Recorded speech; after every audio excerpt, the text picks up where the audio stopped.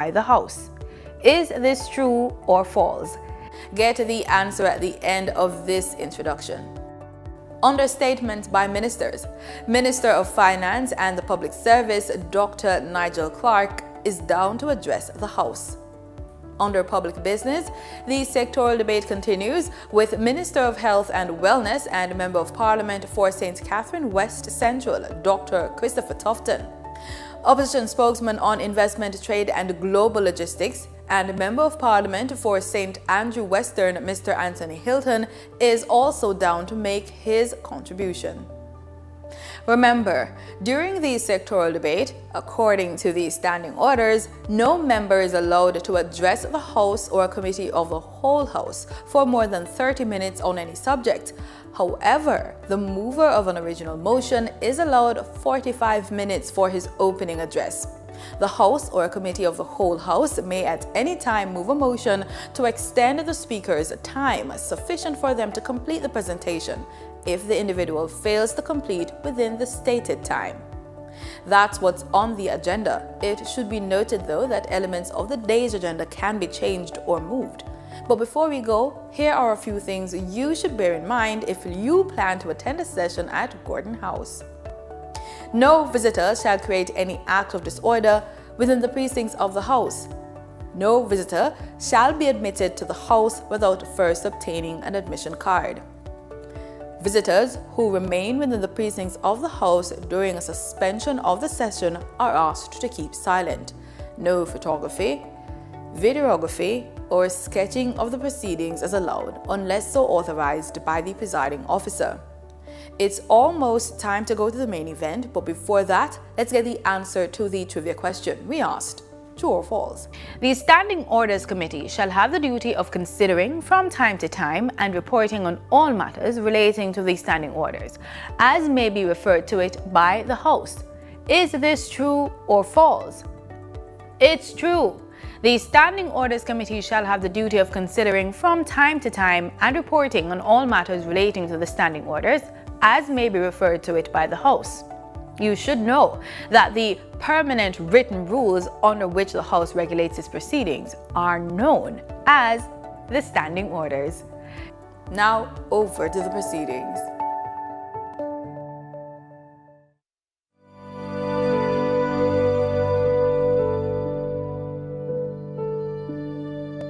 I'm not allowed to speak for myself. They make all the decisions. I'm not allowed to go anywhere by myself. They're afraid I'll escape. See how my hand and face bruise up? Them beat me cause me say me tired. I'm only 13, but they said if I work harder, they will allow me to go home.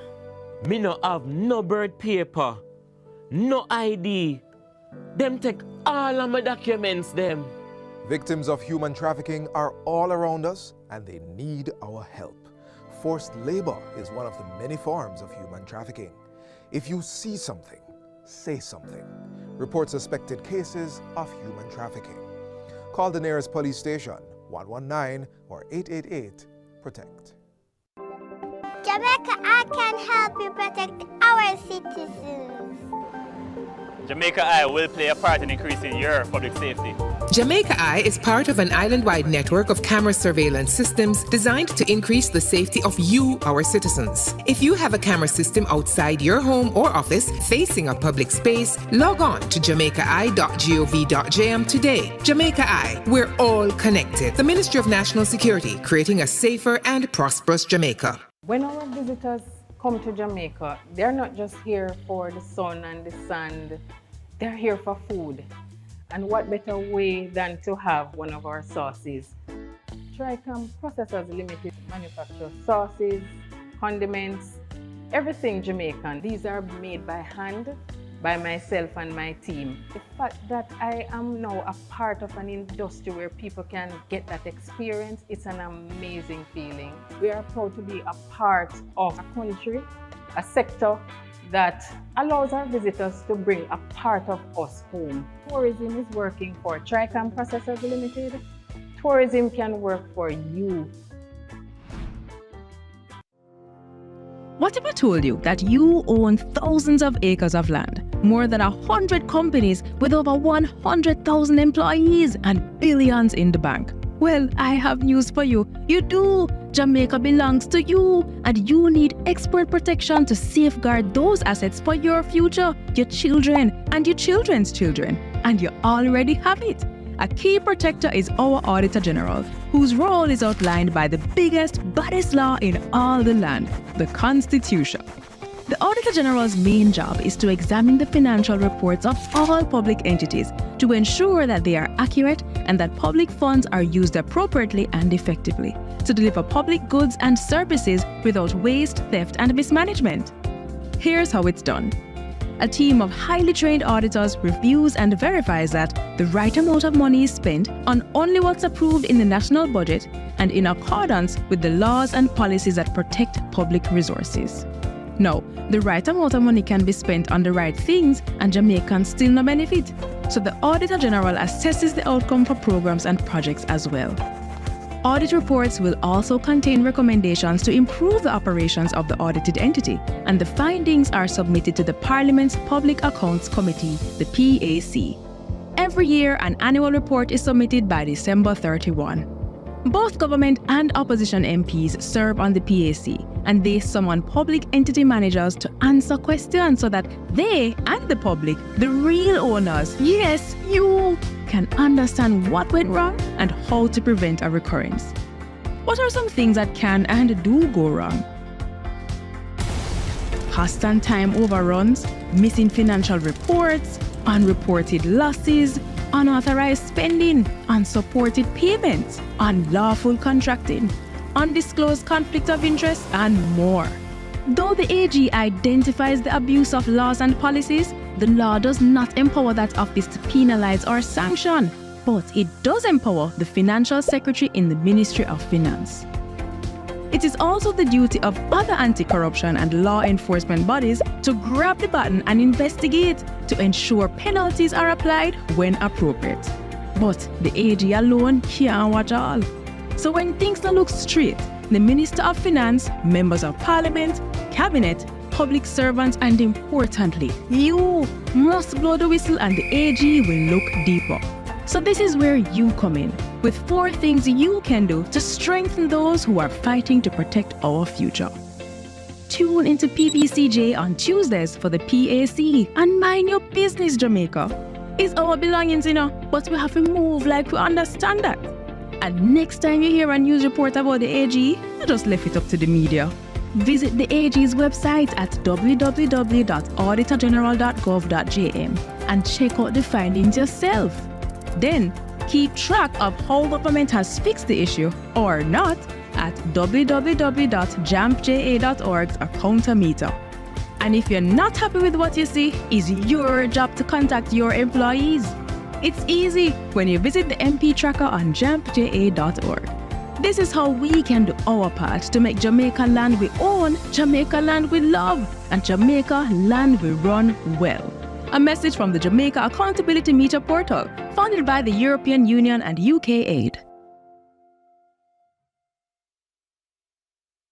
It's the showdown of the best. Join PBCJ this Monday, April 29 at 5 p.m. as Excelsior High School battles Knox College in the finals of the National Tourism Debate. If we're willing to increase the wage in order to attract these importees, why not increase the wage in order to attract our own people? This is not a policy debate where we argue based on what should be done, but what exists. And what exists are training programs which cover tuitions for students, cheaper housing, and higher payouts, so workers are not but bruised by the claws of inflation. That's the finals of the National Tourism Debate, Monday, April 29 at 5 p.m. only on PBCJ, the People's Station.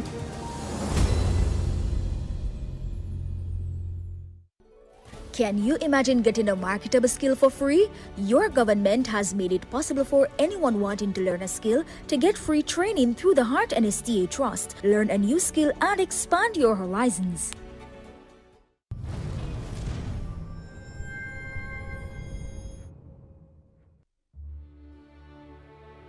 The state has decided to channel assistance from the western and eastern parts of China to help Shihaigu in our fight against poverty. The people of Fujian and Ningxia will be working closely. My name is Mato Fu. I was the one who got them to leave the mountains. I promised them a better life. I really have my work cut out for me. He ate the animals that were meant for poverty alleviation. You dare to say that? You did not eat the pearl chicken? No one can eat that. It's not meant for food. I've encountered one obstacle after another. You silly boy. We'll have a meeting tomorrow. Get lost. One fiasco after another. I want the electrical grid to start working, but it simply can't be done. The issues are never ending. Comrade Chen, do you think you could loosen your grip for a bit?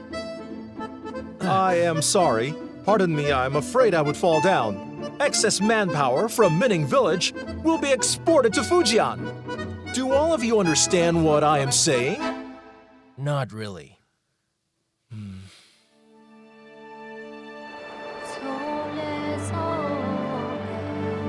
My Miao, I will support you if you really wish to go.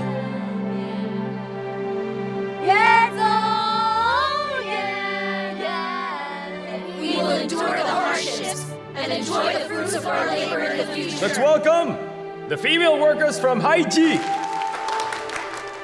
What is wrong with relocating if we cannot have a good life here? I'm sick of eating potatoes. I want to venture out! Ah! There's a sandstorm!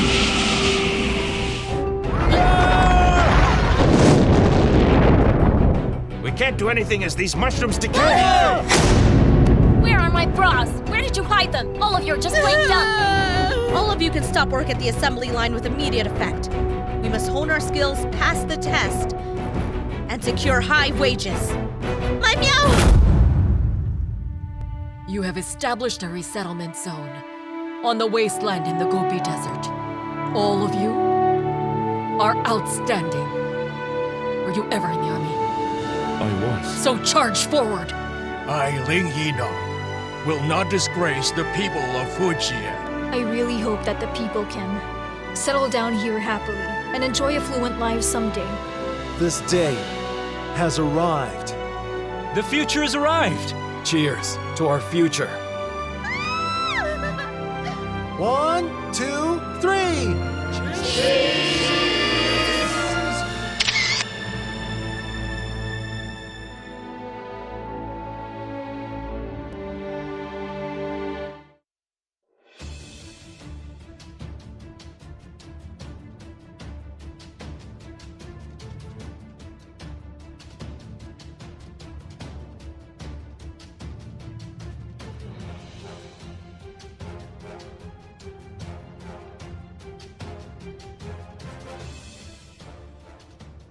The result of all our counsels may be to the glory of thy blessed name, the maintenance of true religion and justice, the safety, honor, and happiness of the king, the public weal, peace and tranquility of the island, and the uniting and knitting together of the hearts of all persons and estates within the same, in true Christian love and charity, one towards another, through Jesus Christ our Lord. Amen.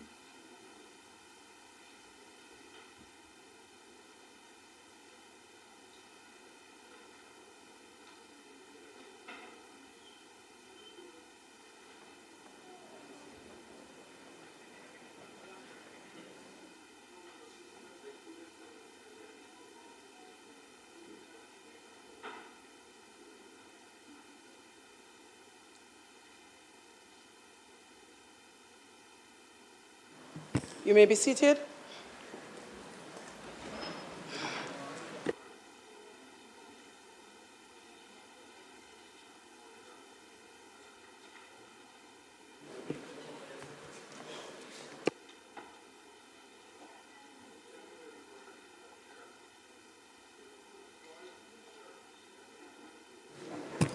This Honorable House now resumes its sitting. It is indeed a great honor and pleasure to welcome all of you to the sitting of the House of Representatives for today, Tuesday, May 7, 2024.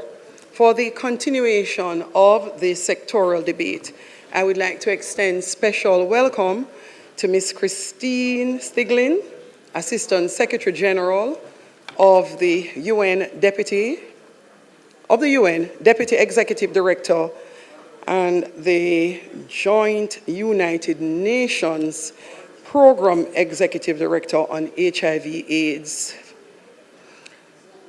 Dr. Jarbas Barroso da Silveira Jr. from Pan American Health Organization, known by Jamaicans as PAHO, the Director. Rhonda Seeley Thomas, also from PAHO, Assistant Director. Ian Steen, PAHO, and from World Health Organization, representative to Jamaica.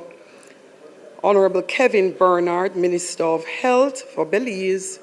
Dr. the Honorable Rufus W. Ewing, former Premier of Turks and Caicos.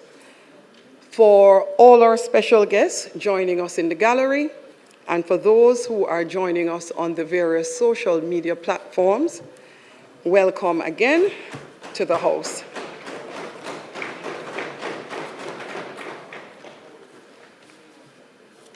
Call of the roll. Mr. Clark. Here. Mr. Bartlett. Mr. Holness. Dr. Clark. Dr. Chang. Ms. Grange. Mrs. Williams. Mrs. Malahoo Fort. Dr. Tufton.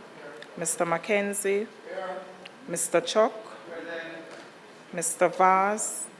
Mr. Charles Jr. Mr. Green. Mr. Morgan, Mr. Hutchinson, Mr. Terry Long, Ms. Smith, Dr. Dunn, Mrs. Cuthbert Flynn, Mr. Main, Mr. Davis, Mr. Witter, Mr. Brown,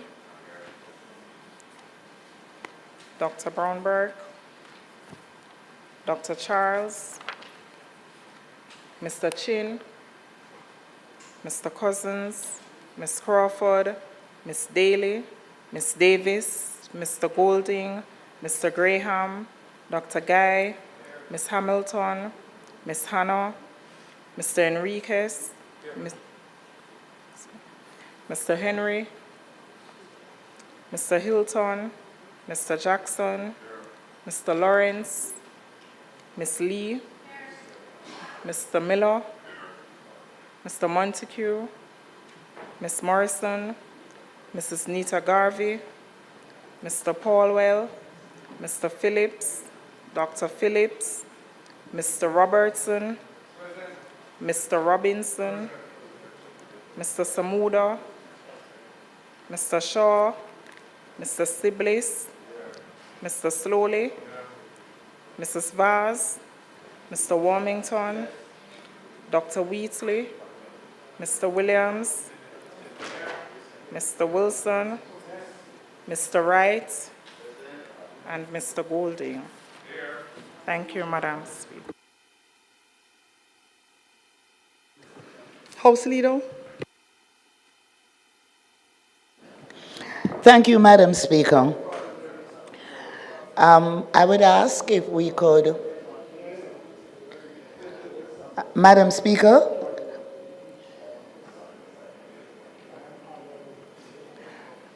yes, I would ask if we could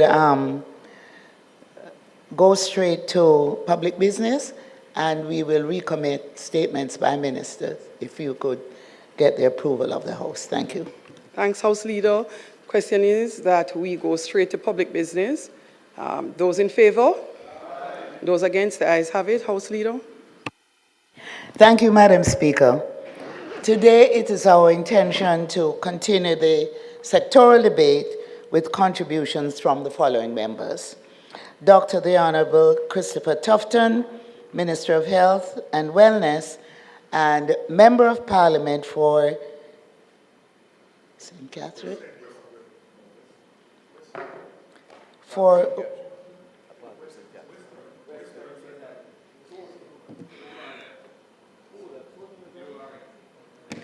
And Member of Parliament for Western St. Andrew.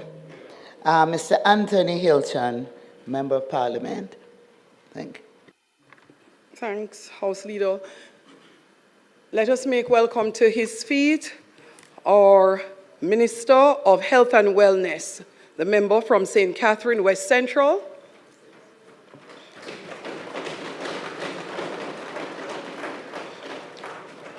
Minister.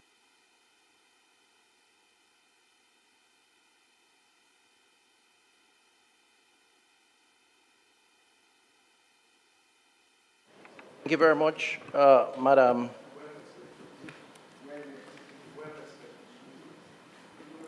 Speaker. Madam Speaker, I know you did this before, but it is such a momentous occasion. Hold on a moment, Minister. Let me give you some extra time. First, permission to speak from a seat other than your own. Madam Speaker, thank you very much. I can always depend on you. You must request it, Minister. Can I have permission to speak from a seat other than my own? Yes, Minister. Thank you very much, Madam Speaker. And for the clock, we can start the clock. Well, Madam Speaker, I'll come back to that at a later time in the presentation. But I crave your indulgence to allow a little time to repeat some of what you said earlier, because today is such a momentous occasion, which I believe this Honourable House and Jamaica will be pleased. I want to reiterate or repeat the names of our very specially invited guests who are here, seated to my right, and to ask this Honourable House to recognize them at the end of the names. We have with us Ms. Christine Stegling, Assistant Secretary General of the UN, Deputy Executive Director of UNAIDS, Dr. Jarbas Barbosa de Silva, who is the Pan American Health Organization Director, Dr. Rhonda Seeley Thomas, Assistant Director of PAHO, Mr. Ian Stein, who is our country rep, the Honorable Kevin Bernard, Minister of Health from Belize, Dr. the Honorable Rufus Ewing, former Premier and former Minister of Health of the Turks and Caicos Island. Madam Speaker, colleagues, these folks were here primarily to participate in a validation ceremony that we had today, where Jamaica can now boast, after a lot of effort, the elimination of mother-to-child transmission of HIV.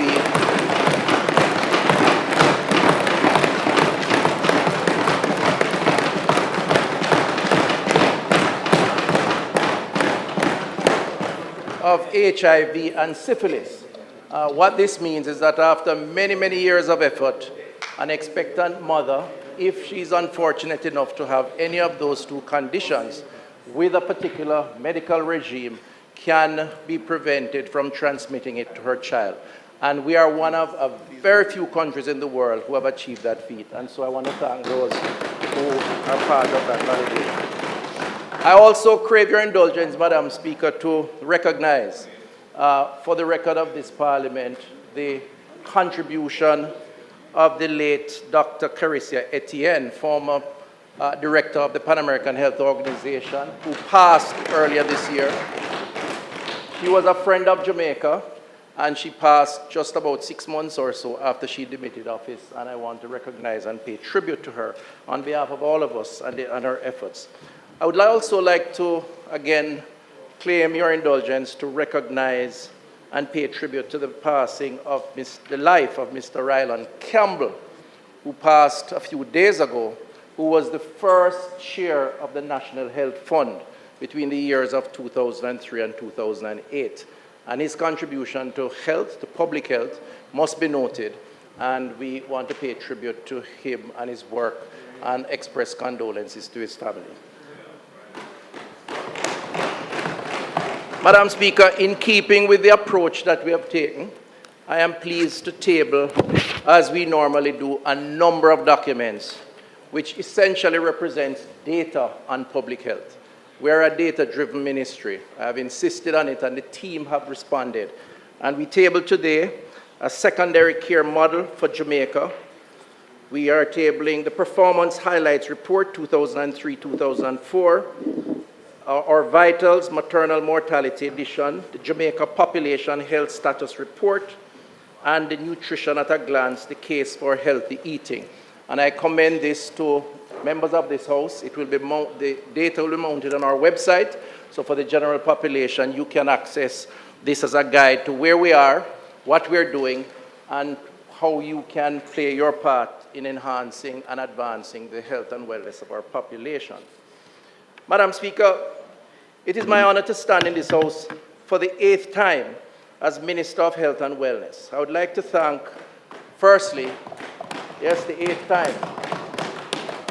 I did some checks recently, and I believe it is almost a record. I think within a month or two, I will beat the former Minister, John Jr., who did approximately 8 years.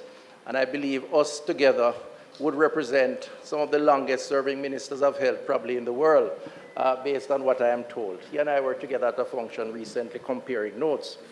I'd like to thank the most honorable Prime Minister, Andrew Holness, for residing in me the confidence to serve for this period of time. I really appreciate his confidence and his support, and also the Cabinet of Jamaica for their support. I'd like to thank the team at the Ministry of Health and Wellness, led by the Permanent Secretary, Mr. Tungston Brand, the CMO, Ms. Dr. Bisesa Mackenzie, and the rest of the team, because without them, we could not work as a team. I would like to also express my thanks to our multilateral and bilateral partners, some represented here today, some in the gallery, others not here, but health is really a team effort. Without partnerships, we go nowhere, and our partners are very important to us. To my constituency, many of whom are in the gallery today, including my two recently elected councillors, Mr. Michael Archer and Mr. Val Leslie, who despite all the efforts by some, prevailed.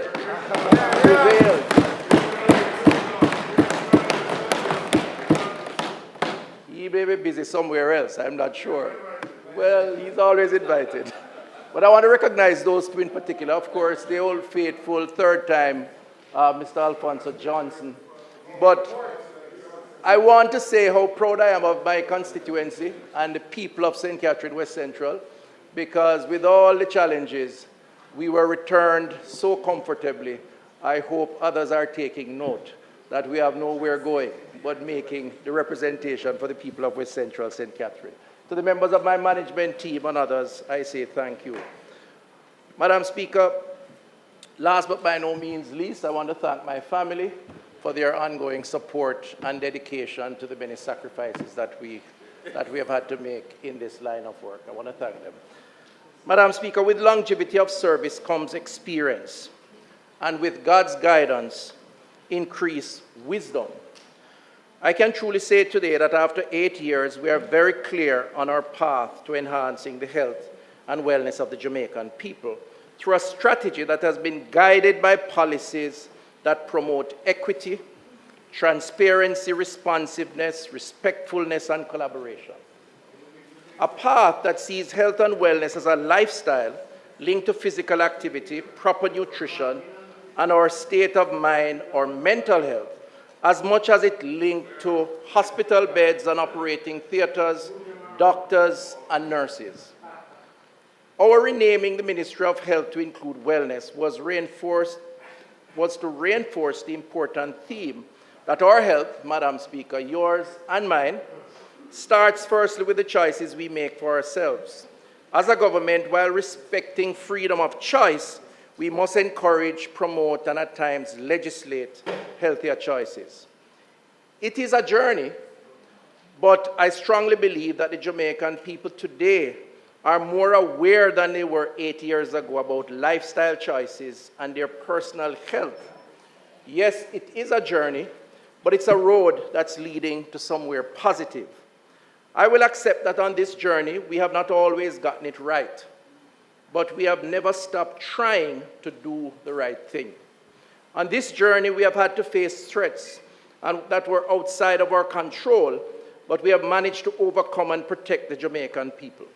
Like chickpea, Zika, dengue, the dreaded COVID-19, yes, Madam Speaker, we have lost lives which we regret, but we saved multiples more, and the lessons learned have made us stronger and more resilient. In a post-COVID world, we have had to face inherent and legacy weaknesses in our healthcare system and strategically and operationally work hard to correct those weaknesses. Like, for example, the lack of maintenance of health infrastructure over the decades, which led to the collapse of the Cornwall Regional Hospital. We have accepted, Madam Speaker, that burden on this journey, and we are correcting it. Like periodic outbreaks of infections in hospitals, on cruise ships, businesses, or communities that require an immediate response to cauterize and to correct. We have, as a government, accepted those issues, and we have worked to overcome, avoid, or minimize these risks in the future. Like overcrowding in our hospitals due to bed shortages caused by decades, and I repeat, decades of no new hospital, an increase in lifestyle-like trauma cases such as bike accidents, gunshot wounds, heart attacks, strokes, diabetes. We have accepted this unfortunate culture that has led and is leading to some of these challenges, and we're working to fix. As Minister of Health and Wellness, working with my team, the Most Honorable Prime Minister and the Cabinet of Jamaica, I have never not appreciated the challenges in the system and the impact it has had on the ordinary Jamaican people. And I want to say here publicly after 8 years that I regret the pressures on the health system and its impact on ordinary Jamaicans. We have shared their burden with every call, every letter, every complaint. But Madam Speaker, at the same time, it has been a journey over these 8 years that has seen a willingness and deliberateness to address the shortcomings in the system more than any other period post-independence history. And I am prepared, Madam Speaker, today, as opposed to 8 years ago, to say that the Jamaican people have improved opportunities for better health and wellness outcomes. Of the nearly 3 million visits to our 24 hospitals and 325 health centers last year, and nearly 200,000 admissions for 5 days or less in our hospitals, the vast majority of those experiences are positive, and the hundreds and thousands of Jamaicans who have benefited from our town and community outreach program makes this journey all about positively impacting people and improving their lives. So, Madam Speaker, colleagues, guided by our Vision for Health 2030 strategic plan, this government, more than any other, has pursued a tangible path to health transformation. Now, the term transformation, Madam Speaker and colleagues, is a big term. It's a big picture term. And I must admit that some people use and abuse, and some people might not even understand what the term transformation means. I want to speak today, and that theme, that term, is going to permeate through the conversation, because I think it's important for us as a country, as a people, as legislators, to understand it. Let me say up front that the 8-year journey that we're on in public health has started and is putting in place all the necessary variables for transformation of public health, to be more responsive to the people, to cater more to their needs, to change their behavior to more health-seeking lifestyle. But I'm also prepared to say that we have not yet transformed. We are on the road, but we have not yet transformed. And it's important, I think, to recognize that, and for all of us here to believe in this path, including the Jamaican people. And I think the time is now, after 8 years, to demonstrate the components of that transformation and where next we need to go. So indulge me a little to reflect on some of the variables that represent that transformation. In 2016, 2017, when we started on this journey and the budget assigned to public health was $60 billion, recurrent $55 billion, I'm rounding the numbers, and capital $4.5 billion. Today, 24-25, that budget has moved to $145 billion. recurrent being 133, capital 11.5 billion. Madam Speaker, this translates in a 143% increase in the health budget between 2016 and 2025. We have acted, that's the conclusion, tangibly, after recognizing that the legacy of neglect has left us underspending in public health, and the transformation we seek requires an expansion of expenditure, and the government has done just that. We are on the road to transformation. We're not there yet, but we need to keep moving. Health workers, Madam Speaker, in 2016, our cadre of doctors was approximately 1,500, nurses 4,600, community health aides 893. Today, 2024, doctors in the establishment number over 2,089, nurses 4,741, and community health aides have moved from just under 900 to 2,210. On this road to transformation, the government recognized that the ratio of healthcare worker to citizen needed to be adjusted, and that adjustment has taken place. The government has added more healthcare workers to enable the transformation process more than any other administration post our independent history. Madam Speaker, in 2016-2017, the National Health Fund spent $4.18 billion on subsidies for drugs on the NHF card. In 23-24, that agency provides subsidies of $7.14 billion for drugs, which is a 97% increase over in expenditure. The NHF also increased the categories of chronic illnesses. So previous to now, 2016, there were 16 categories of illnesses that were covered on the NHF card. Today, there are 22 categories of illnesses that are covered on the NHF card. Previous to now, Parkinson's disease, lung cancer, multiple myeloma, colorectal cancer, thyroid disease, and cervical cancer were not on the NHF card.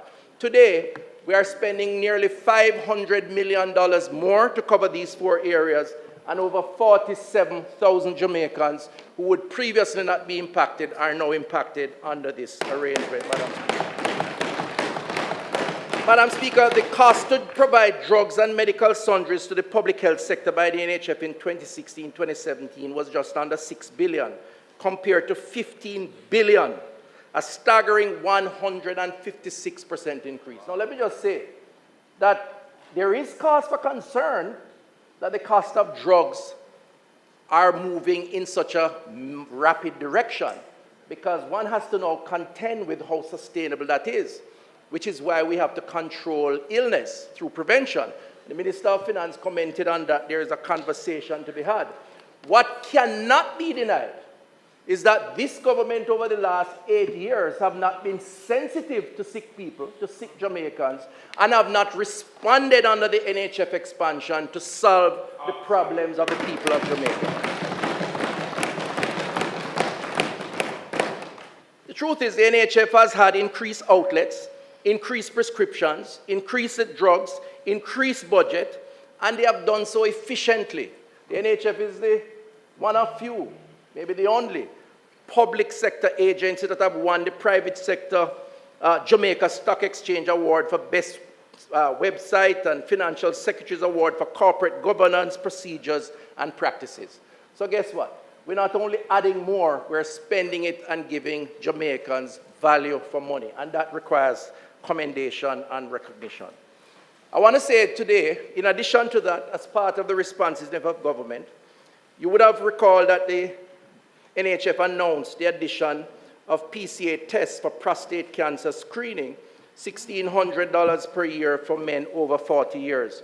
I'd like to announce today that after we have done the analysis, we are now introducing a $1,300 Jamaican dollars per year screening test for pap smear for women, Jamaican women over 21 years old, so they are able to do a pap smear test once a year for cervical cancer. We are adding services based on the challenges in the population. In terms of health center upgrades, as part of that road to transformation, last year we spent $570 million to upgrade 45 health centers. Over the past year, however, we have spent close to 9 billion Jamaican dollars to upgrade hundreds of health centers across the length and breadth of Jamaica, part of the road to transformation. I'll repeat a few, but the booklet has the list of some of them. Retreat Health Center, $25 million. Another Bay Health Center, $120 million. Glen Devon Health Center, $75 million. Ulster Spring Health Center, $20 million. Malvern Health Center, $32 million. Broadleaf Health Center, $10 million. Yalas, $21 million. Port Morant, $31 million. And I could go on and on. We recognize, and I'm giving all of them because I have limited time, but the point is, which I hope you see, that we recognize, Madam Speaker, colleagues, that we need to spend on our health center infrastructure, and we are doing just that. But we also are spending on hospitals. On this road to transformation, we have spent close to 1 billion Jamaican dollars last year on hospitals. And the record is there to show that multiples of that over the last 8 years. Right at this moment, the UWI Ring Road is being rerouted at the cost of $278 million for the 120 square foot, 6-story tower coming at an approximate cost of $6 billion. The designs are complete and we will go to market this year, but work is now taking place. UWI has benefited from more diagnostic equipment over the last few years than probably any other time. And the list is there. And that shows our commitment to the University Hospital of the West Indies as the premier tertiary level hospital that has a responsibility not just for Jamaicans, but for the region. Madam Speaker, UWI, because of its role, has to be a critical input on that road to transformation and improving our healthcare infrastructure. Our health information systems, that network has started, Madam Speaker. We have to date 85 facilities have internet services installed, while 47 have computers and network installed. Maypen Hospital is now fully digitized for patient records, while configuration and training activities are underway at Spanish Town and St. Anne's Bay Hospital in preparation to go live with the EHR system later this year. You cannot transform, Madam Speaker, if you do not digitize. This government is digitizing health records for that transformation. But you know, we have to also partner with the people of Jamaica. Those 8 years have seen programs that have galvanized the support and participation of Jamaicans and stakeholders. And to really begin a process of sensitizing the Jamaican people about their role, that health is everybody's business. It is as much mine as it is yours. And the Ministry of Health alone does not have all the solution for good health and wellness. And we have done so in many ways. We have done so in fun ways. The Jamaica Moves program, for example, is one such activity. Last year, we had targeted interventions in over 100 schools and have facilitated at least 20 major executions in over 300 schools. This year, we're looking at 450 executions to connect with some 90,000 Jamaicans around the knowledge of healthy lifestyle and healthy living. And the Jamaica Moves in School is particularly important because we are discerning a lot of premature illness, early illness among our young people. And it's simple. They're spending a lot of time on the gadgets, the technology, and eating the snack food with the excess salts and sugars and fats, and ultimately depriving themselves of a fulsome life and a productive life, not to mention their learning capacity in schools. So there is value in getting that program on the ground, and they are responding. Our Know Your Numbers campaign has done 122,000 screenings in blood pressure, blood sugar, body mass index, and cholesterol. We also did eye screening, sexual and reproductive health, oral health screening. The results, Madam Speaker, confirming, and this is now taking screening to the people as opposed to waiting for them to come into the health centers. The results confirm what we know, that some 25% of those screened received adverse results, 16% with elevated blood sugar levels, 43% with hypertension, 36% with high blood mass index, body mass index, and 4% with high blood cholesterol levels. What's worse is that most of these persons that we have screened who have adverse readings did not know that they had these adverse readings. And what we have found in the statistics is that people don't know they have high blood pressure until they get a stroke. And then they end up in the accident and emergency. And then they're maimed for life. They can't move, the legs, the hand. And of course, it impacts their entire life and the productivity of themselves, their family, and by extension, the country. So my advice is we must know our numbers, as we said last year. This year we did 122,000, and I want to commend the health team for going out into the town centers and encouraging Jamaicans to get screened. And if we save one life in the process, it will be one life saved, which we must celebrate and applaud. This year we're doing some 400,000 screenings. We're going to spend about 50 million over the next 18 months, Madam Speaker. So this program will continue, but we're not just going to the town centers, we're going to go to the off-roads. We have the mobile units, we're going to mobilize them because every Jamaican on this road to transformation must understand that it is their duty to get an annual physical, as they would say, an annual checkup. Our Second Chance Smiles, which we announced last year, we did 2,000 Jamaicans with new dentures under the Second Chance Smile program. We're aiming to do 8,000 this year. Now, you would have to experience it for those of us who have not. The joy, the self-confidence, the encouragement, the motivation of someone like that person you see on the screen, Amelia, 14-year-old student of Greater Portmore High School, who lost a tooth and had to suffer the bullying and the teasing at school. And having gotten that replacement denture, what it did to her self-confidence. I mean, she's actually demonstrating it. And we feel this program is not only important for those who benefited, the 2,000 or so. We feel it is important for promotion of good oral health, which is what we have twinned with the program. This year we're doing we want to do 8,000 additional persons under this Second Chance Smiles. Our New Limb, New Life, 58 Jamaicans benefited, 24 million spent. We intend to expand that to 60 more Jamaicans this year. We are spending approximately 50 million. Now I want to say that I don't know if we know this, but 300 to 400 Jamaicans each year lose a lower limb. And 95% of those who lose a lower limb, meaning a leg, a toe, an ankle, whatever, lower limb, is as a result of complications from diabetes. By the way, I must commend the Sir John Golding Institute. One of the few times that I'm commending a facility that has the name Golding in it. No, I'm just kidding. For the work that the health team are doing there in giving guidance on this program. And I want to recognize, I believe you're still the chairman of the charity, so I want to recognize you and the work they're doing there, because that is important. It's important.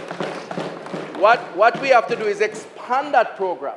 And the reason why we give a support, New Limb, New Life, as we call it, is not just for benefit of the person. We're also giving critical attention and public education to the idea of diabetes, which is one of the leading causes of death in the country. So we have built a communication strategy around that. This year we will expand that program. Madam Speaker, a big part of the culture of change that is required in transformation is how we manage weight. Now let me just say that weight is almost guaranteed when you go into a health institution. And this idea that some of us have, that as you turn up you must get through, as much as how we would like it to be the case, health systems don't work that way, not even in private facilities, not even in developed countries. But I do appreciate, and there's an argument that must be made, that we must restrict or manage how long people wait.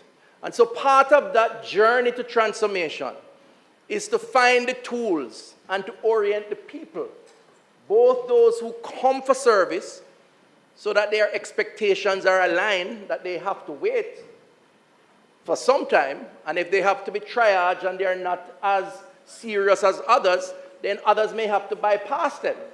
But also our internal systems so that we are more responsive to minimize wait. So let's take the Code Care program that we introduced after COVID. We had a major backlog of surgeries, and we needed to do something about it. And so we introduced this Code Care program. I'm happy to announce, and we are discontinuing the program this year, that we had set a target of 2,000 surgeries for persons waiting over a year.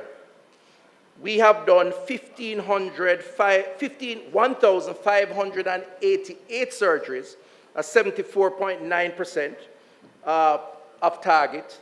Surgeries in hernias, hysterectomy, TURP or prostate, cataract, and these surgeries were for persons who were waiting over a year, which has effectively cleared up a lot of the backlog, Madam Speaker. And we want to say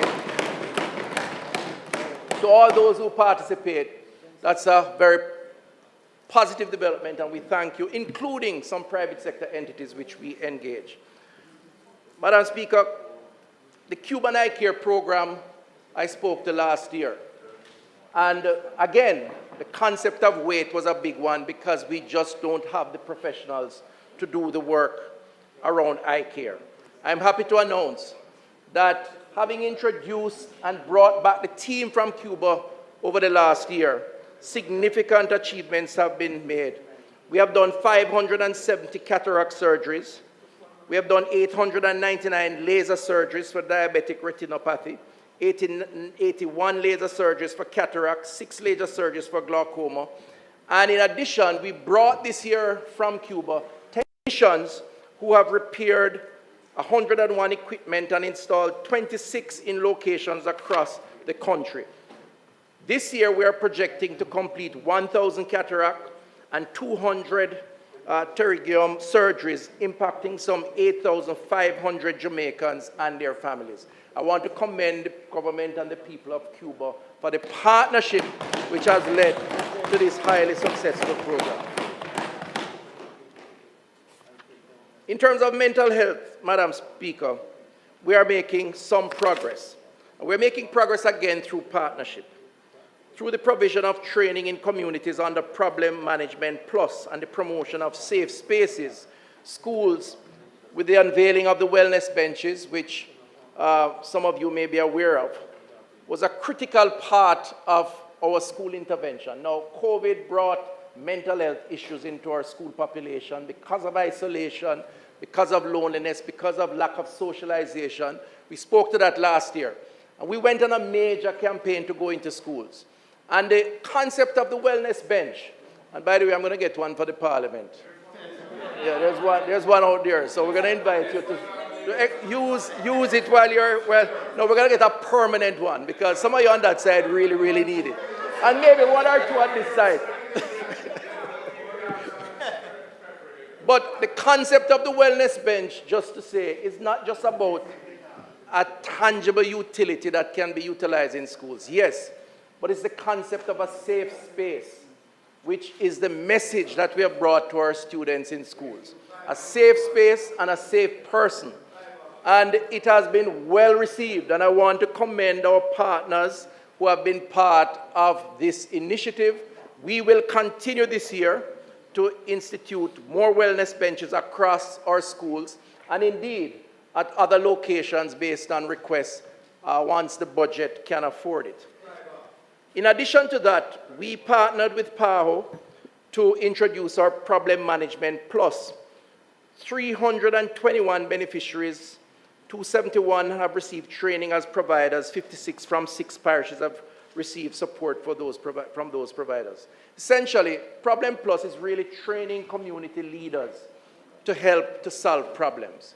And the rationale is that we don't have enough psychiatrists, highly trained specialists in our society to deal with mental health issues. And indeed, more often than not, those interventions do not require at the community level that level of expertise. More often than not, people just need someone to talk to listen, to give advice, to help to settle disputes, and that's what the Problem Plus initiative has been. We are happy for it, and we will be expanding it in the coming year. That's part of the transformation, Madam Speaker, that we are seeking. I want to look quickly at capital projects. And, Mr. Speaker, sorry. And I want to unusually reference the leader of the opposition in my intervention on this.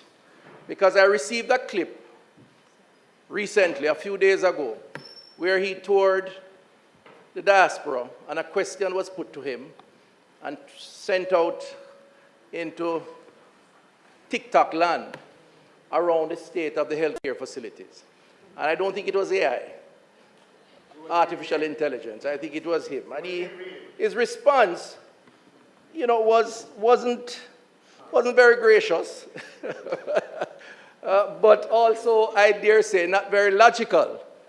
His response was that our priorities, yes, you did actually, our priorities were not correct, the government's priorities, because we were there building out buildings. And what we really should be doing is solving the problem of bed shortage. And people were waiting in chairs for bed. And, you know, it caused me to pause a bit because I considered the logic of wanting to have more beds and not wanting to build more buildings. And I had to, you know, reflect. And I want to say that that road to transformation, Mr. Opposition Leader, colleague, requires significant investment in infrastructure if beds and waiting areas are going to be produced. I don't know any other way to do it because the underinvestment over the many decades has left us so wanting that this government, having recognized that, has decided to invest more than any other in the infrastructure that is required to right-size the facilities of healthcare. So I make no apologies for it, but I think it's a teaching moment for all of us because maybe that position is a commonly shared view on that side. We have to build, and we are building, both health centers and hospitals. So I want to just mention a few of them. When we agreed on the project at the Cambridge Health Center, MP Davis, that facility was in a condition where people did not want to stop. They did not want to stop. It was that horrible, having not been maintained over the years.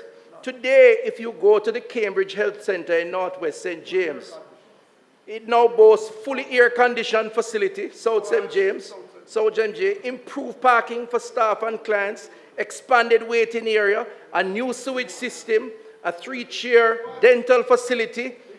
You know, the people are happy to stop at the Cambridge Health Center where previously they were not prepared so to do. And so we have to build in order to transform.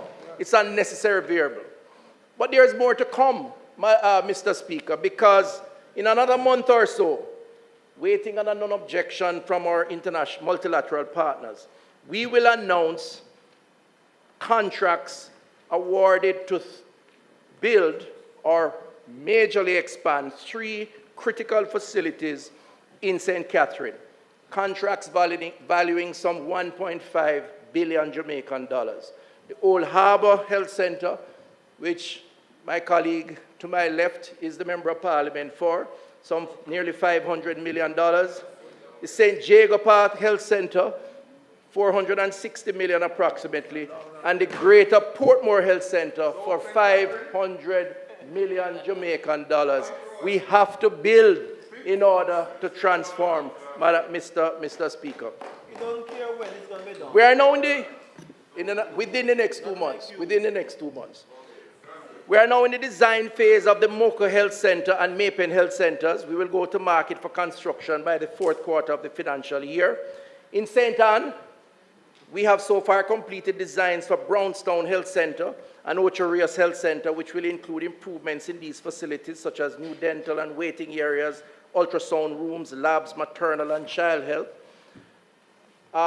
We anticipate that we will spend some 1.5 million US on these facilities in those parishes. These are just a few, Mr. Speaker. It is necessary because of what has been the case and what we have had to contend with over many years. This is what this government is committed to. We have to build in order to transform. But we're not leaving out the hospitals. And there is a lot taking place in terms of expansion of our hospitals. Indeed, our overhauling of hospital infrastructure has seen some 21 hospitals seeing major upgrading over the last 8 years, and a lot more to come. What you're seeing on the screen there is the University Hospital of the West Indies demolition exercise taking place to reroute the Ring Road. Okay, it has switched now to the Western Child and Adolescent Hospital. But a lot is taking place. Let me give you a few, just a few. Chapelton Hospital. This past year, we secured this facility, perimeter fencing. We have added more doctors. And this facility has been upgraded. We talk about beds from a 16-bed facility to a 38-bed facility. UWI, the Ring Road, is now in progress. We will go to market this year for the new construction. Spanish Town Hospital, the work has commenced. We are demolishing the old buildings now to start the construction for this $6.5 billion facility, a 6-story facility with multiple additional services. On completion, the Spanish Town Hospital will expand its services, offering to the St. Catherine community urology, oncology, cardiology, gastroenterology, ophthalmology, and psychiatry. Mr. Speaker, we're building to add more services so we serve the people better. It's as simple as that.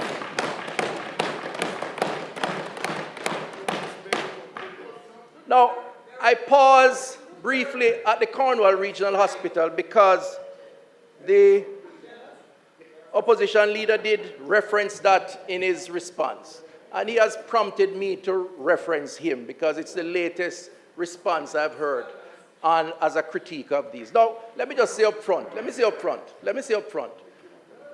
I fully appreciate the impatience that all Jamaicans, particularly those in Western Jamaica, would have around the need to complete the Cornwall Regional Hospital. I understand it. I have to. If I could wave a magic wand to make it repaired, I would, but it don't work like that. The reality is that this is a facility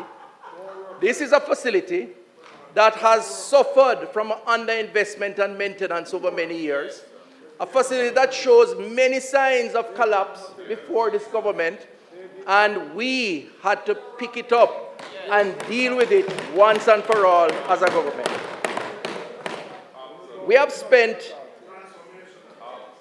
Yes, we are transforming. Transforming. And that's the other thing. We need to clarify something, Mr. Speaker, because this 21 billion is being bandied about, either without proper understanding of the expenditure or just an attempt of mischief making.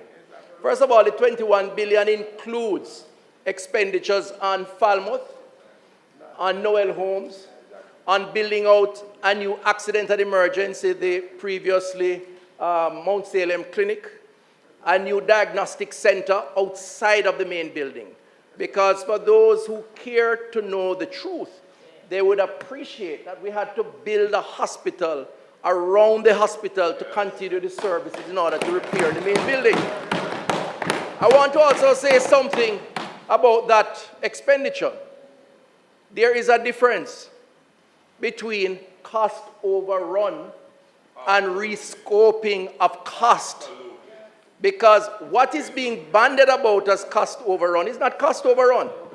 What started as fixing a ventilation system morphed into the stripping down of a 10-story building and a replacement of every single window, every single door, every ward, every operating theater. So in effect, what we are doing is building a brand new hospital for the people of Western Jamaica. We have already spent $3.5 billion on this project. This year we're projected to spend $5.81 billion, and that final phase that we're in, work has now started to deal with the internals, and we will see the manifestations of that in the months to come. And Mr. Speaker, I'll say without fear or favor, I'm prepared to go in the public square and debate the case of Cornwall Regional, because it is a teaching moment about what will happen if we neglect our infrastructure. But this government is the government that will fix the problem once and for all. If you add Western Child and Adolescent Hospital to that on this road to transformation, which is now 54% complete, we will see the highest concentration of hospital beds starting in the next year in the Caribbean. Both hospitals will have a combined 750 beds and multiples more specialities, not to mention 12 operating theaters that will be brand new between both hospitals. That is going to be good for the people of St. James and its environs. We're doing work at Maypen. We're now doing civil works tender phase, and we'll go to market in 2024. Which is a continuation of the build-out of our hospital infrastructure. Over in St. Ann, the St. Ann Bay Hospital is now undergoing final stages of design for work that we've done also, and we'll comment more on that during the course of this year. And the Kingston Public Hospital, which we are very fearful will go the route of Cornwall Regional and collapse if we do not take major drastic action. We have established. Minister, your allotted time is up. House Leader. Mr. Speaker, I now ask that the standing orders be suspended to enable the minister to continue his speech to its conclusion, notwithstanding the time limit on speeches.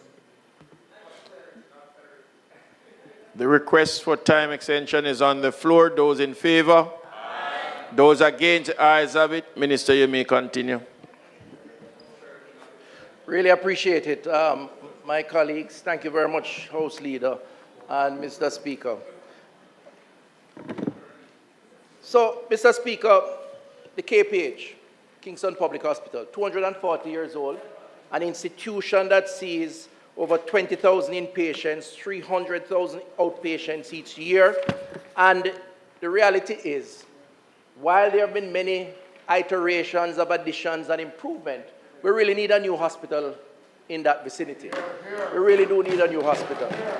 And I'm pleased to say that the government, Honorable Prime Minister, has said to me in Cabinet with my colleagues that we should begin the process to explore scoping for a new hospital to replace the Kingston Public Hospital.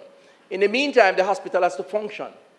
This year we budgeted $300 million as part of the overhauling of the KPH, looking at the critical issues. They have electrical issues, they have plumbing issues, with the intention of ensuring that the hospital functions and that the staff are sufficiently comfortable to do what is required. But we are looking for the medium to the longer term that a replacement hospital is going to be necessary in that area. I want to just quickly comment on diagnostics, because one of the reasons people wait is because we do not have diagnostic equipment within our hospitals. There are many reasons for that, and part of the transformation that we seek is that we need to be able not just to secure, but to maintain our diagnostic equipment. Oftentimes, things break down for simple reasons, and we either don't have the expertise, or persons do not tend to them on time in order to get them back up and running. That's why we had the Enhancing Healthcare Services Delivery Project in September 2029 to deal with the shortages or the downtime of diagnostics. Since that time, we have done 150,000 diagnostic tests, a total cost of $5.5 billion. The number of patients benefiting from this program had surpassed 90,000. We will this year begin to phase out that outsourcing arrangements. First of all, We have acquired diagnostic equipment, including 14 state-of-the-art X-rays, 3 CT scan machines, 2 digital mammograms, surgical navigation system, X-ray system, and nuclear PET and ISO are now in the process of acquiring several pieces of equipment handling systems, including dental X-ray system, radiological viewing station, and others, ultrasound machines. So we are acquiring new equipment, but we're doing it differently this time around. Every piece of equipment that is acquired must be accompanied by a service contract, because this idea of buying and trying to repair, even for routine maintenance, has not served us well. In addition to that, as announced last year, we are now advanced around the leasing of equipment in our hospitals.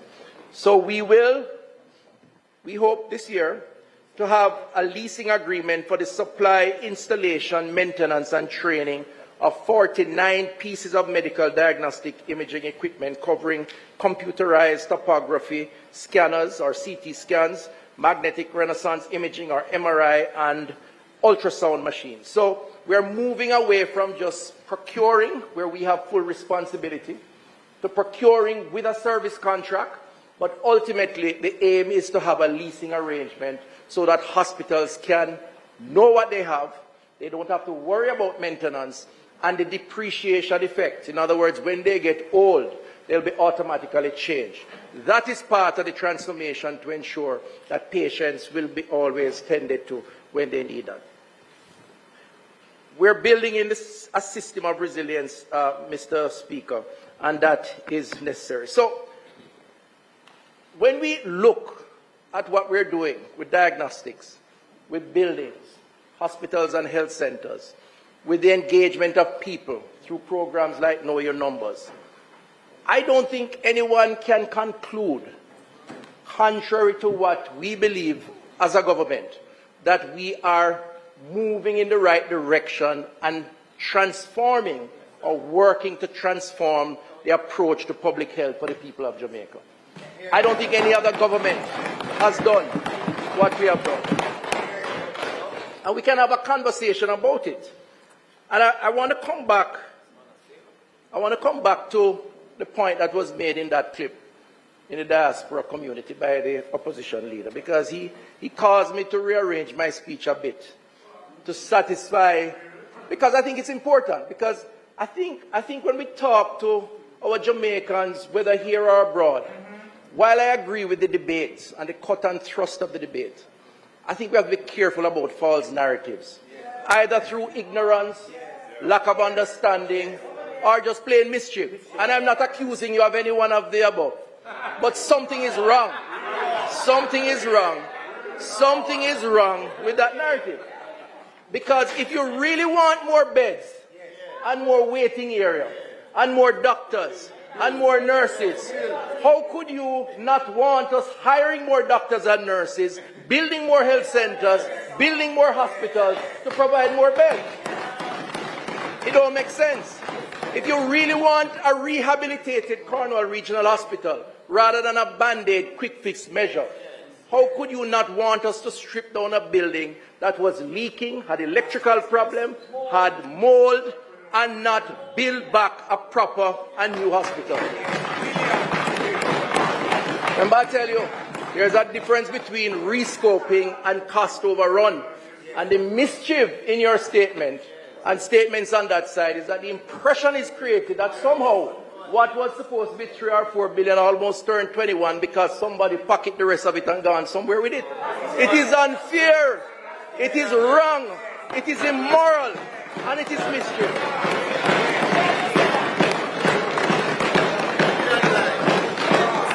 So the reason why I am making the leader of the opposition the subject of my conversation. And by the way, I respect the role that you have and that you have to speak. So this is not a broadside unfairly. But I want you to have the facts so that when you speak, you can understand that we can have our own facts. Facts is facts. That's the point, right? Facts is facts. So called the team together and I said to them, I do have a red flag. A red card. I called. No, I want you to listen to this now. And I'm hoping that the people of Jamaica are listening because it's a teaching moment. It's a teaching moment for all of us. I'm learning too, you know. I'm your humble servant. And I have to depend on the technocrats to give me the information. So I said to them, this statement in the diaspora about priority and why people must get bed as opposed to building buildings. What is the end result of all that I've just said in terms of build out? Yes. We have about 4,500 beds in the public health system now. On an average day, I am told by the technocrats, you have anywhere between 300 and 500 people trying to get a bed. That's what they tell me. So there is wait. Remember I said we are on the road to transformation. I am not a false narrative carrier. We are on the road. We're not there yet. We're on the road, right? 4,500. Now, after this build-out takes place, which is happening now, we are expected to have just over 6,000 beds in our hospitals. We are expected to add a 30% capacity to inpatient care. We're going to be adding thousands of feet of waiting area, some AC, like Cambridge Health Centre. We're expected to have 1,000 new doctors, 1,500 new nurses. We will have, in another year and a half, 15 brand new, some Jamaicans would call it new brand, operating theaters with new equipment. And if you add the 4 at Cornwall, it will be 19. And I'm saying to you, member, colleague, opposition leader, that will mean that the problems that you identify will be solved. I don't have a problem with your saying, we have a problem now, because people wait, because that would be a fact. But don't say that this government has mixed priorities, because our plan is very clear. The government, the Prime Minister, and my colleague are moving in the right direction, and the people of Jamaica are going to be better off for it. So I say again, everything will come together on this journey only when our healthcare workers, however, and our administrators are part of that. And this leads me now to the essence of transformation again. And I'm closing. I have another 10 minutes, 15 minutes, because this part is important. Madam Speaker, Mr. Speaker, we spoke about all the heavy infrastructure, but we have not touched enough on the people who administer this infrastructure to get the transformation that we seek. And the truth is that human resources represent our most important part of healthcare delivery. It is our people who will have to combine and coordinate the infrastructure and the technology and the bedside manner skills to improve and make more efficient patient care. It is not just in hiring staff either, and we must accept that. It's not because we add 1,000 doctors or 1,500 nurses.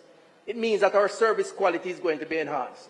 As a matter of fact, we must all accept, and I have to be the first one to accept that, as the man on the bridge, that modernization does not necessarily mean transformation.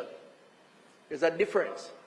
And what we're seeking is to transform for the benefit of the people that we serve, our patients. It means that we have to use the tools that we have to make the job more efficient and to make the people, or make our people more satisfied with the quality of the service. So what we're looking at, for example, we need to use the tools to determine how we can improve the wait experience and shorten, where possible, the service delivery process. We must use the health information system to make a doctor's consultation shorter and more accurate, because we have the patient history on a computer screen as opposed to sending for a file in a docket office. We need to interrogate the new approaches to improving our customer-patient service levels, to improve satisfaction results as a critical part of patient therapy. Similarly, transformation also means using our diagnostic equipment in a way and our buildings in a way that we get optimal usage. Too much downtime because of lack of servicing. Well, this is where we need to go, and this is what we're trying to do. What we need now in public health, and this government has put all the variables to make it happen, is a change management concept and a change management tool in order to ensure that we bring all the pieces together to ultimately achieve the transformation for the interest of the patients that we management process that will accompany. We are within the ministry enabling environment for health and client services division. At the corporate office, this division will focus on client services, customer service, client, medical, legal, complaints, compassionate care, as well as environment and human rights functions. This division is going to be a key driver of the real change that is required, having gotten all the tools to do the work. It's not about the tools. It's about the tools being used as an enabler in order to give better patient care. There's another challenge that we face as we seek to achieve this transformation, the mass migration of our healthcare workers.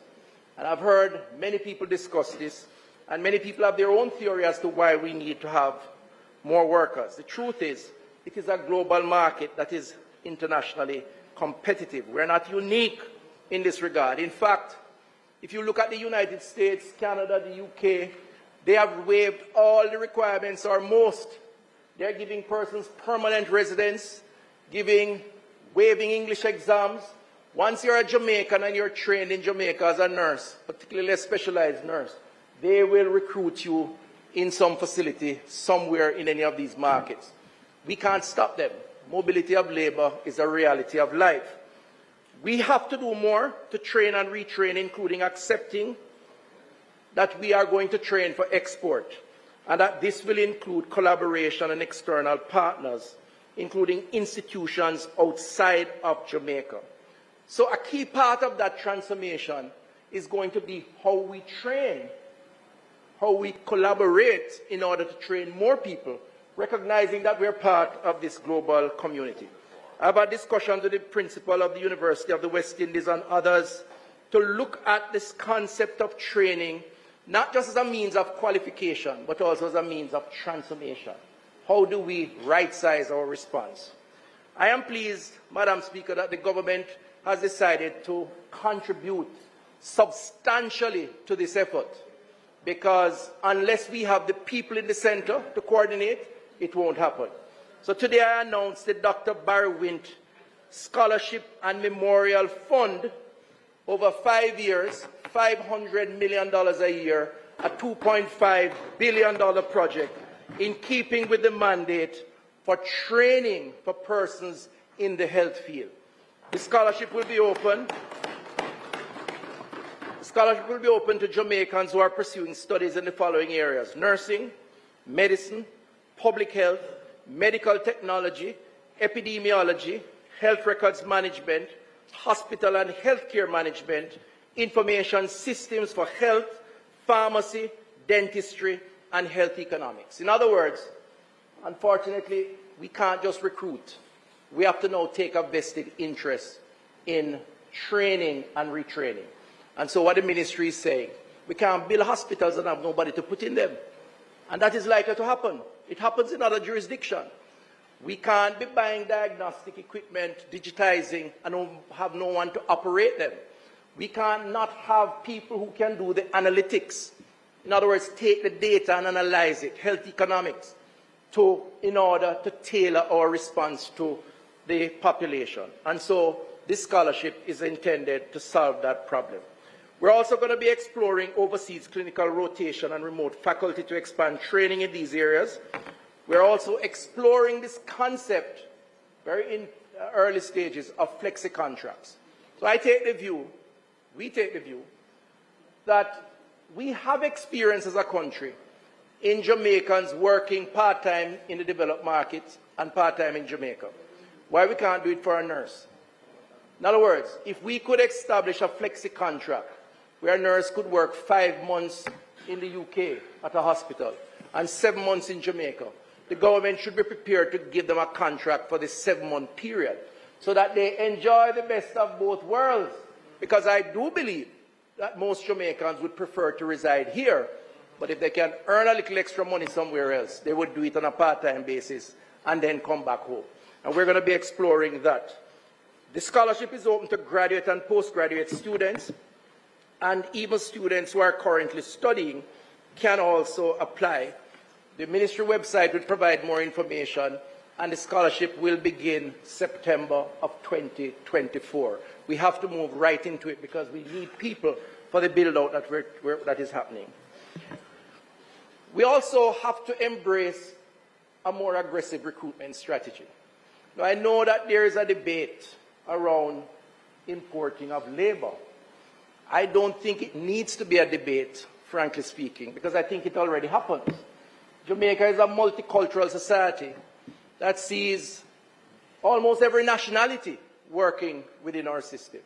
The truth is, unless we have a healthy population and the practitioners to support that, we can't make economic progress.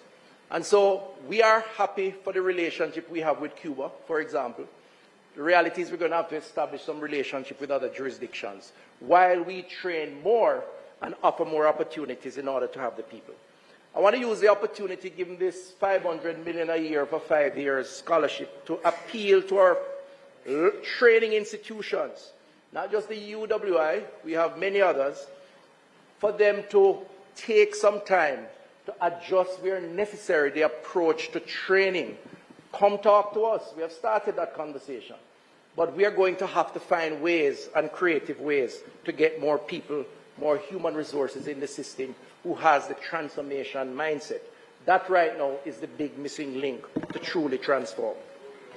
But the transformation also has to take place at the level of the people of Jamaica.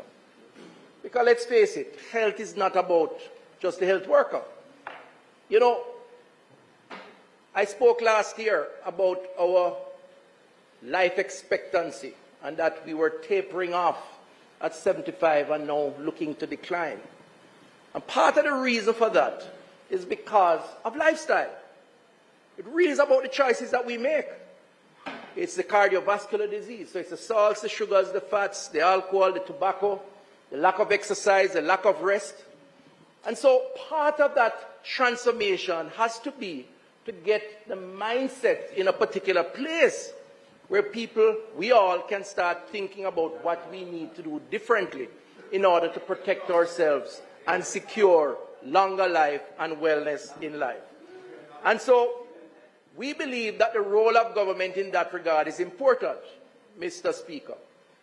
So we have decided to look at the primary healthcare model, which is the first point of contact between the Jamaican citizens and the healthcare system. Cabinet has approved a new primary healthcare model. This model will see some 370 more doctors being hired in the primary healthcare system. And that's a celebration, that's a good thing, because it means when people turn up at a clinic, if they never used to see a doctor, they will now see a doctor.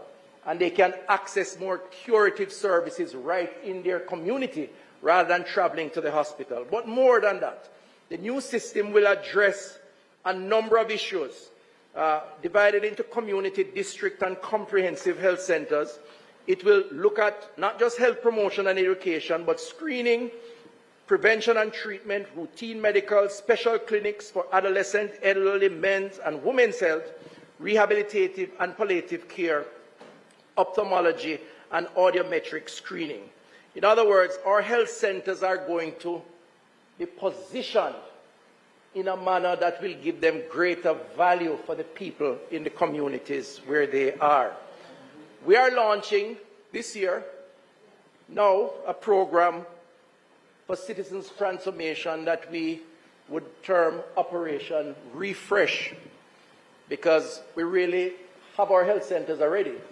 There's a particular perception around them which influences behavior. We want to transform that perception and that behavior. And so we're going to refresh our health centers, our clinics, our primary health care facilities. What this will include is improving or continuing to improve health centers that are not looking very good. We have 325 of them. We have done a lot of work on a lot of them. But we have now developed a model where we will standardize signage, standardize color codes, improve waiting areas, both for patients and staff, and ensure that our community health centers regain the credibility that it requires for persons to go there before they go to a hospital. We're committing over the next 18 months, with this in mind, to commit $1 billion Jamaican dollars to refresh our health centers across the length and breadth of Jamaica under Operation Refresh. The second component to Operation Refresh will be driven by our community health aides. We have some 2,200 community health aides, and they are the first point of contact between the citizen and the health center. It's like the extension officer in RADA. They are the ones who go out and check with the farmers. In this case, the community health aides. If there's a dengue outbreak during COVID, they are the ones who lead the charge under the supervision of the community, the primary health care nurse. We are redefining the scope and the job definition of our community health aides as part of compensation review. And you will see community health aides being more active and present at the community level. How will this manifest itself? Or certainly that's the desire. I'd like to see community health aides visiting the old lady in the home who had a stroke and needs somebody to help them to turn or to take their medication, or just somebody to talk to.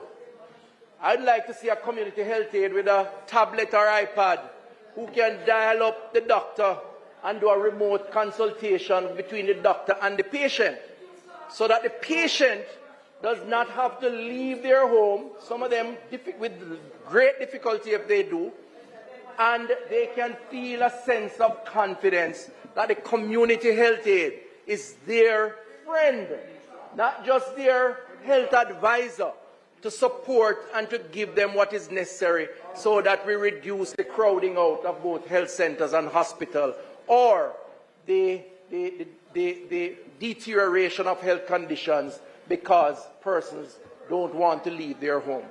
So Operation Refresh will have two components. One, improve the credibility of health centers. Anywhere in Jamaica you go, you must identify a primary health care facility. The sign alone should make you identify. The entrance should, the waiting area, solar panels, all of that. And also the people, primarily the community health aides, and their interaction in the community. That combined, Mr. Speaker, we believe will help to close the gap between the road to transformation, the building out of hospitals, the building out of health centers, the digitization, the diagnostic. The people will have to pull all of that together to get a mindset change and to get a more responsive public. That's the plan. And we believe it is a plan that is entirely possible and that this government is committed to carrying through to its completion. Mr. Speaker, I close by saying we are one page to go. On policy issues, we are continuing to drive our own policy changes and legislation. This year, we will continue and conclude legislation around tobacco, comprehensive tobacco control. We're waiting on the committee, the report from Parliament. Once we get that, we'll move that forward. Effective regulation of natural health products, including nutraceuticals, the Funeral Homes Amendment, and advanced practice registered nurse practitioners for prescriptive rights, which Cabinet approved. We have the report, and that is now making progress. All these, for us, are part of the game-changing approach that we need to take to protect the Jamaican people. We're also moving ahead with the elimination of trans fats. We have met with the Ministry of Industry, Investment, Commerce, Minister Hill, the private sector through the Chamber, and the Jamaica Manufacturers and Exporters Association. They have all agreed, and we are now setting a timeline to move towards elimination of trans fats from our food groups, as well as we have an agreement now on front of package labeling. Real challenge around front of package labeling is the cost associated with breaking bulk and adding packaging in a high import country. And there is a consensus with the Ministry of Industry and Commerce around an approach that ultimately will lead us there, and more will be said on that over time. Our school nutrition policy with the Ministry of Education, the consultants are now writing up the report. That's a game-changing policy because our children must be given the right to healthier consumption, proper nutrition in our schools. And the Minister of Education and myself are working on that and will continue that journey as we move forward. In fact, I'm pleased to announce that the Ministry of Health and Wellness will have its own executive chef in the not too distant future. Yes, executive chef. Not to prepare lunch for me. Not to prepare lunch for me. But if we take the view that lifestyle is really what is the biggest challenge with health and wellness, then we're going to have to show people what proper lifestyle is. Physical activity and nutrition. And so we are, through our NCD unit, going to be engaging someone who is going to be in the schools and other places and will help Jamaicans, firstly, to eat local. The Minister of Agriculture not there, right? Because we have in-season foods that are always around that we can use creatively and are better for us than the imported stuff. And I'm making a speech about a different thing now, but there is a big message that we need to sensitize the population with around the transformation.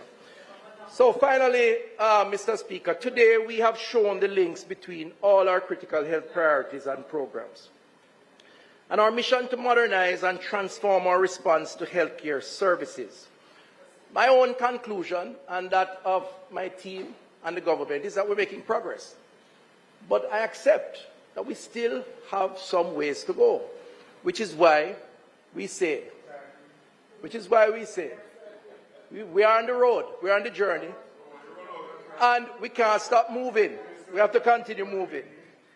So today we will focus and we will continue, and we will build for the Jamaican people an understanding of why their role is important, and we will support that with the expansions that are in progress.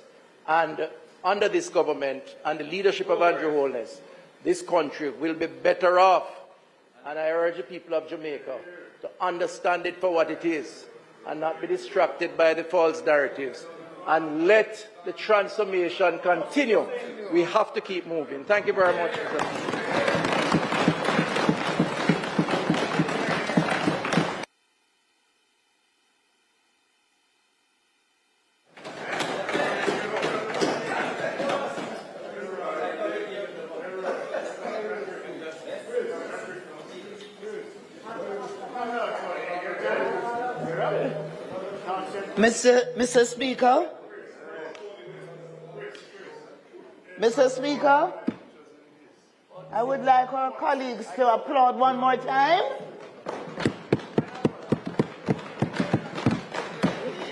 And we will now ask you to invite Mr. Anthony Hilton, Member of Parliament for St. Andrew Western, to make his presentation. Member of Parliament for St. Andrew Western.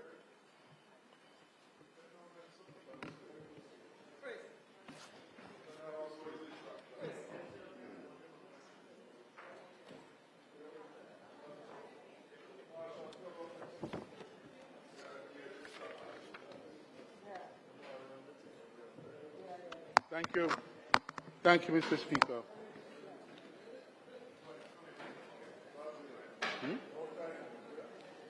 Mr. Speaker,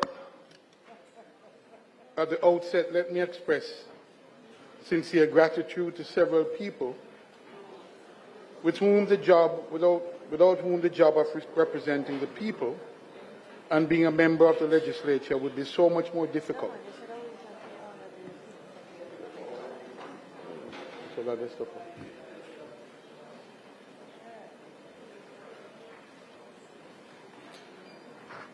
Shall I reset, Mr. Speaker? Mr. Speaker, at the outset, let me express sincere gratitude to several persons without whom this job of representing the people and being a member of the legislature would be so much more difficult and well nigh impossible. Heading the list, Mr. Speaker, is my family. My wife, Judith, and daughter, Nile. They're not here today. They're off on some pressing Nile issues. Without whose love and support, Mr. Speaker, I could not have sustained this effort for the last 27 years in representational politics, Mr. Speaker. I want to recognize my political family, Madam Speaker, my 3 councillors, Hazel Anderson, the Queen, Byron Clark, the Field Marshal, and Michelle Thomas, the Fresh Princess.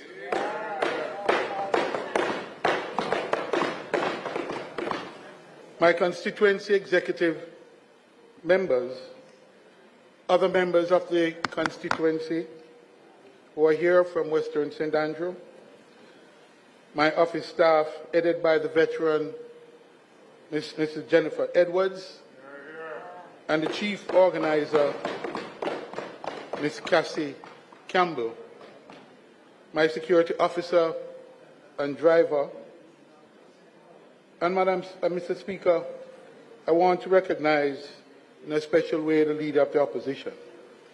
Because, Mr. Speaker, he has signaled his capacity to re-engineer government in the new structure he has indicated, and I therefore thank him for the confidence he has reposed in me in my ability to direct this important portfolio.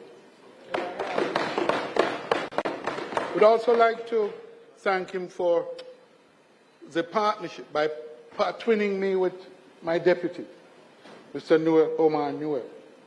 He has already begun to show his mettle, and we're looking forward to the Winning Wednesday outreach that he has put forward. So I'm looking forward to working with him. I want to reach out to my colleagues on both sides of the aisle as well. Both sides of the aisle.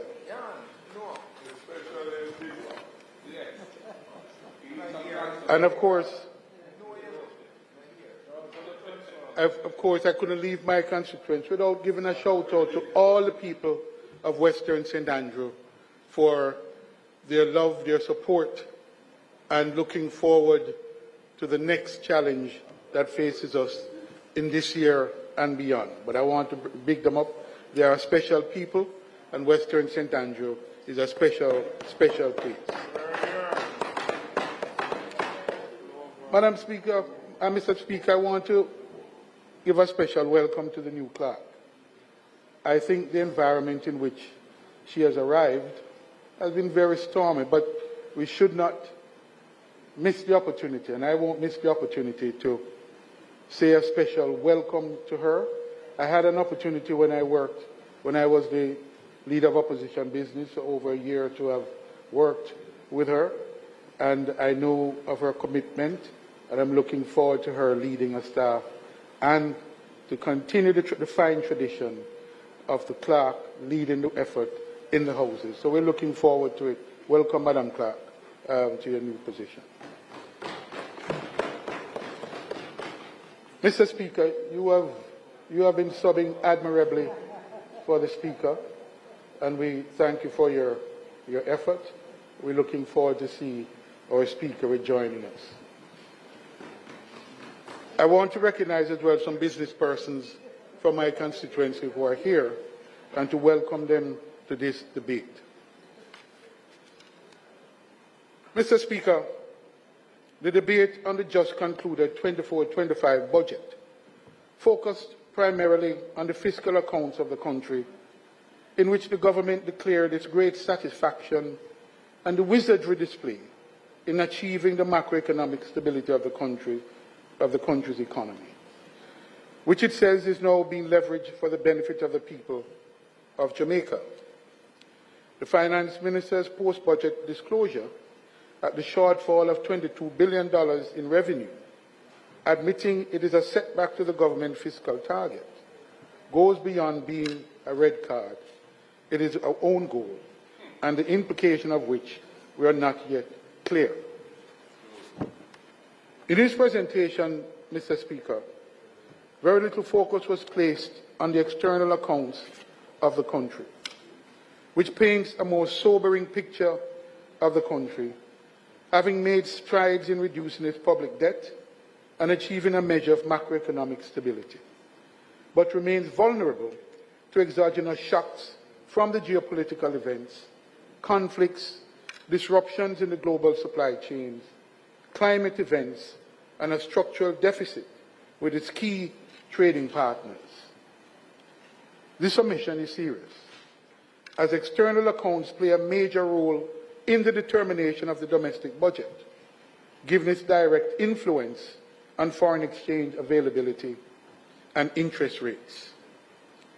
Furthermore, economic growth is a function of foreign exchange availability, Mr. Speaker, because Jamaica, as a small, open economy, which depends heavily on imported goods and services to fuel production and consumption, is a very open economy. For example, the country currently imports about 90% of its productive inputs, 90%. For the first 11 months of last year, imported goods and services amounted to almost $2.1 billion, or 30% of total imports, while fuel, which accounted for 26% of total imports, were running at almost $1.8 billion. US, that is, Mr. Speaker. The total imports by value for the first 11 months of last year were almost $7 billion, while total exports amounted to only $1.8 billion, leading to a trade deficit of over $5 billion, Mr. Speaker. Close to 50% of the import bill goes to support the country's consumption habits. Meanwhile, Mr. Speaker, the net flows from the tourism sector during the same period were only $1.6 billion, the net flow, while net remittances were running at $2.85 billion. This means that the trade deficit could not be financed by remittances, and the net tourism flows combined. Put another way, Mr. Speaker, the earnings of the country could not finance the import bill, and this remains a major vulnerability for the sustainability of the current macroeconomic stability. Mr. Speaker, my presentation will focus on some of the specific policies, the strategies and plans to boost production and exports, as well as to address key vulnerabilities the country faces in seeking to address the urgent need for sustainable and inclusive economic growth and development.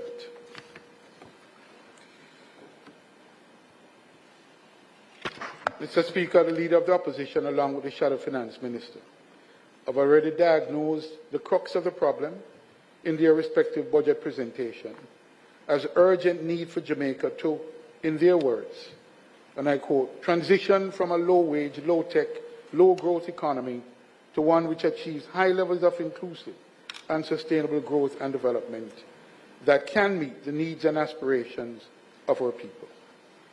I agree with this diagnosis, Mr. Speaker. Mr. Speaker, Jamaica's GDP per capita does not show the wealth and income inequality gap experienced by the average Jamaican household. Neither does the increase to $7,000 without more addresses the nature nor the scope of the challenges facing Jamaica to move its GDP from US 7,000 to US 20,000, requiring an average real GDP growth. And that is the GDP growth of Barbados. I think Trinidad is about 15 to 20,000. And of course, Guyana is increasing. But the real GDP growth of 7% each year, Madam Speaker, for the next 10 to 15 years is what is required. The Minister's own projection for growth over the next 3 years, average around 2.2%, is much too low to provide the resilience necessary to absorb the likely shocks to the country's economy from the myriad sources of pandemics, conflicts, geopolitical and climate events on the horizon. Mr. Speaker, with only 6 years remaining for Jamaica to meet its Vision 2030 and the UN Sustainable Development Goals, or SDGs, there is increased urgency to put corrective strategies, policies, plans and programs in place to even come close to achieving the targeted level of inclusive growth and development envisaged by the UN, by the United Nations agreed initiatives and our own national consensus, Vision 2030. My assignment to shadow the portfolios of investment, trade and global logistics on behalf of the parliamentary opposition is expected to make a meaningful contribution in identifying the mix of strategies, policies and plans to drive sustainable growth and development. The portfolios must also provide a realistic opportunity for the thousands of Jamaicans who have shunned the current job market or are struggling in one of the low-wage, low-tech jobs which are available throughout the economy currently.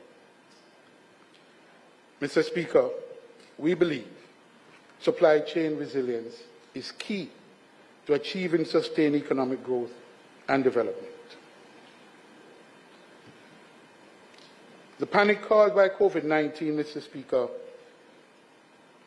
and the induced shortages of basic food items, sanitary products, toiletries, raw materials, goods and services, now receding in our collective memories, it is convenient for populations and policymakers to forget that 2020 saw the largest trade and output volume decline since World War II. The largest trade and output volume decline since World War II. In the first half of 2020, Mr. Speaker, both global industrial production of goods and services decreased dramatically. Here in Jamaica, we experienced a catastrophic fall in production output and in GDP growth. The fiscal impact was somewhere in the region of $70 billion in expenditure induced by COVID-19.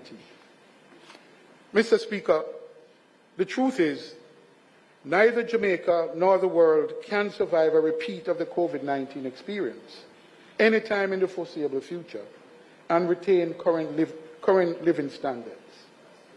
But the reality is, a shock far less than another black swan event would undermine the hard-won economic stability. Indeed, any one of a myriad of geopolitical, climate, or other disruptive events to our logistic and supply chain network can upend the fragile economic stability we currently enjoy and which was achieved at great sacrifice. Mr. Speaker, the opposite is also true. Trade that is fostered through dependable, stable and flexible supply chains with minimal risks has the potential to support the growth of all countries and the global economy, thereby addressing the recalcitrant issues of poverty alleviation, income and gender inequality, while generating resources for climate action.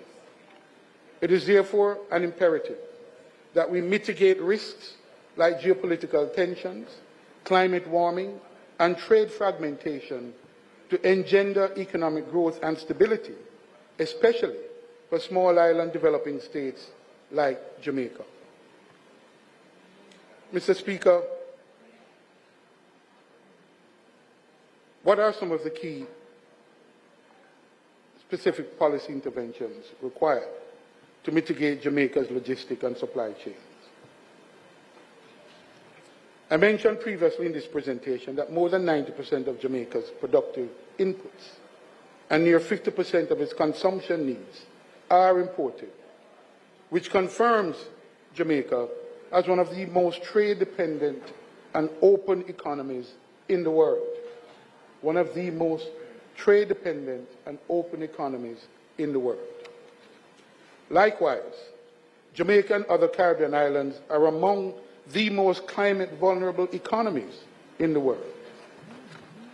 These two data points, Mr. Speaker, taken together and in the context of wider global uncertainties, should be sufficient to spur action on the part of individual firm and government to act to mitigate these known and unknown vulnerabilities affecting the well-being of our population, as well as the survival, the profitability, and growth of businesses and our economy.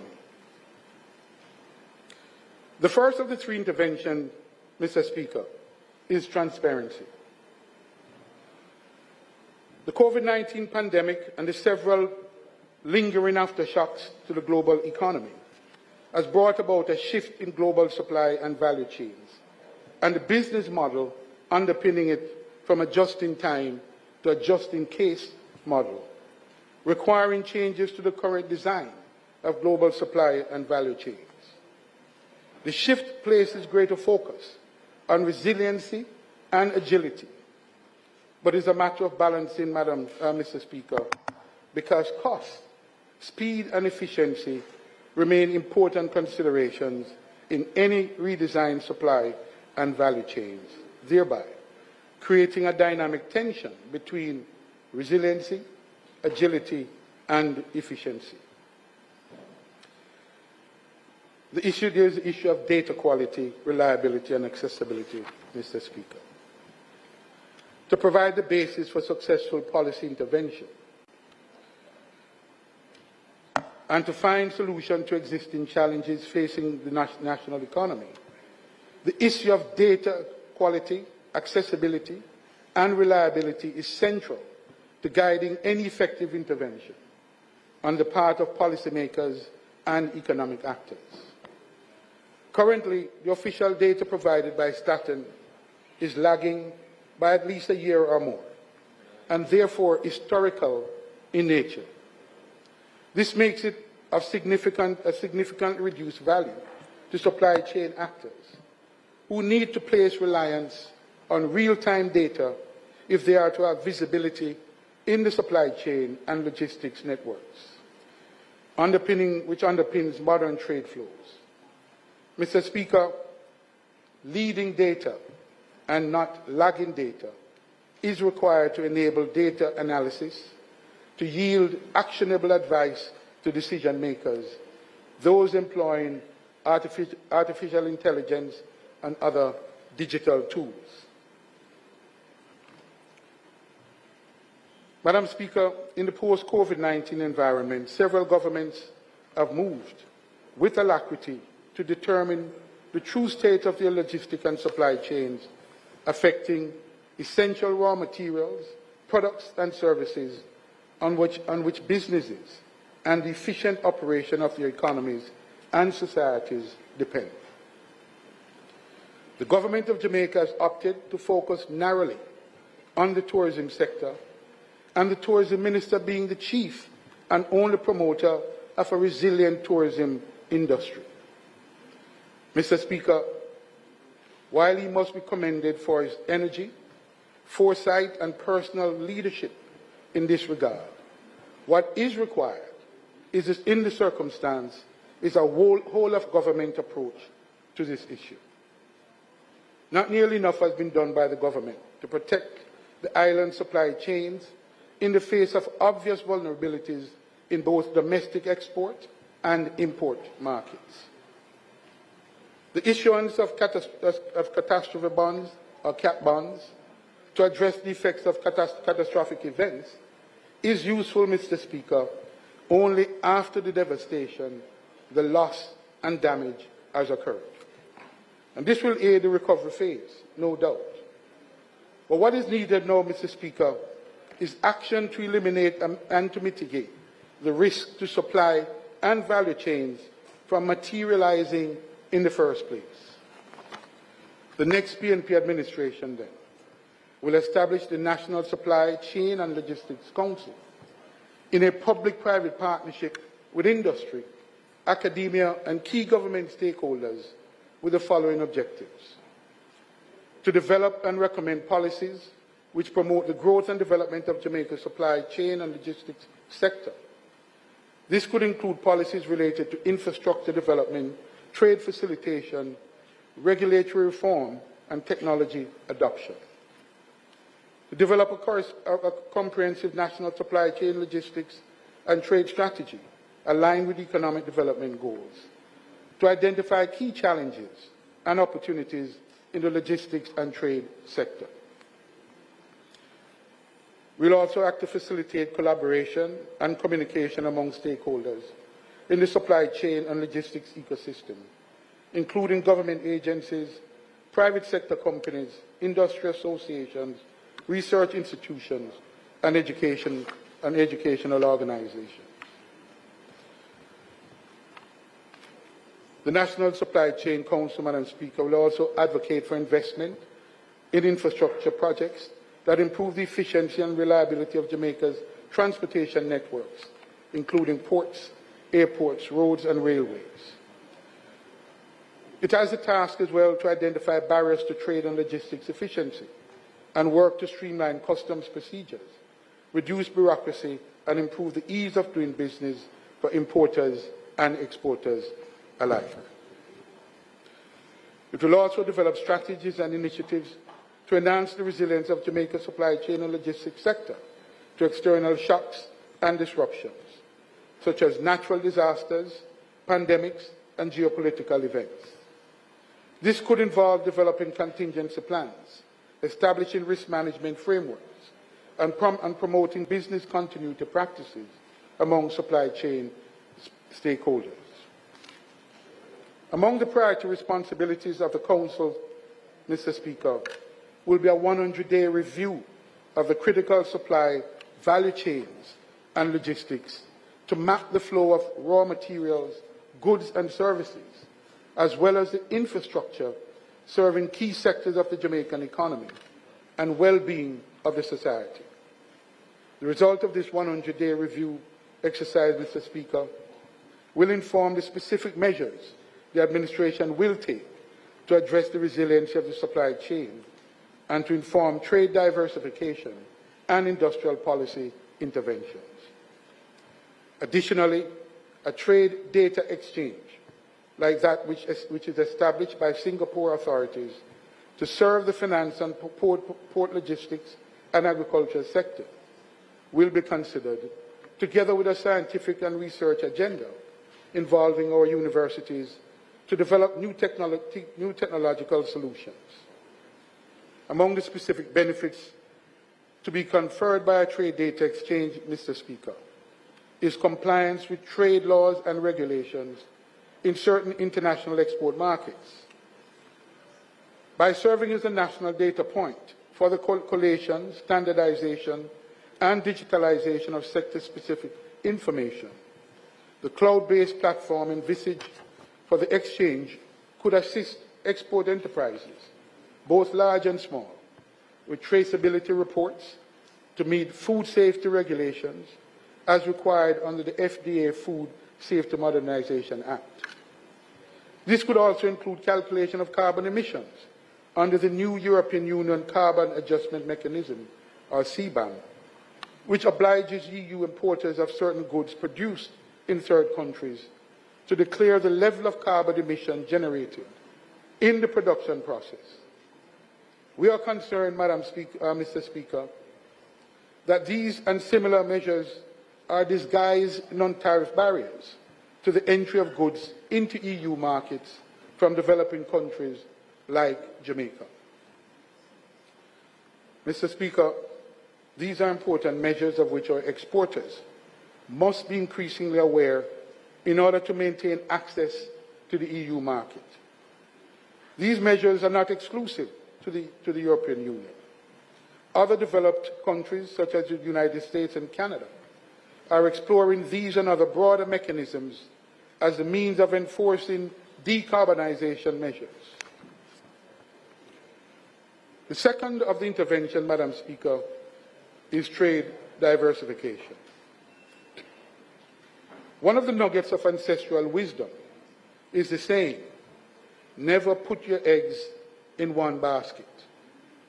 This advice is good for individuals as well as for policymakers.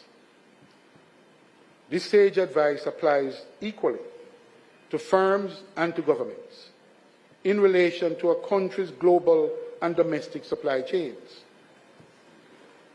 The vulnerability arising from a concentration of and over-reliance on materials, goods and services from a single source market, country or geography are obvious, Mr. Speaker.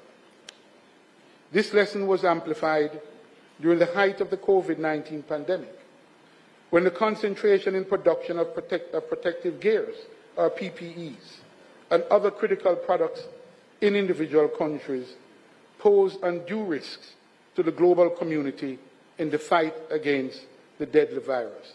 And the Minister of Health, who just spoke, would no doubt remember those dark, difficult days in the COVID-19.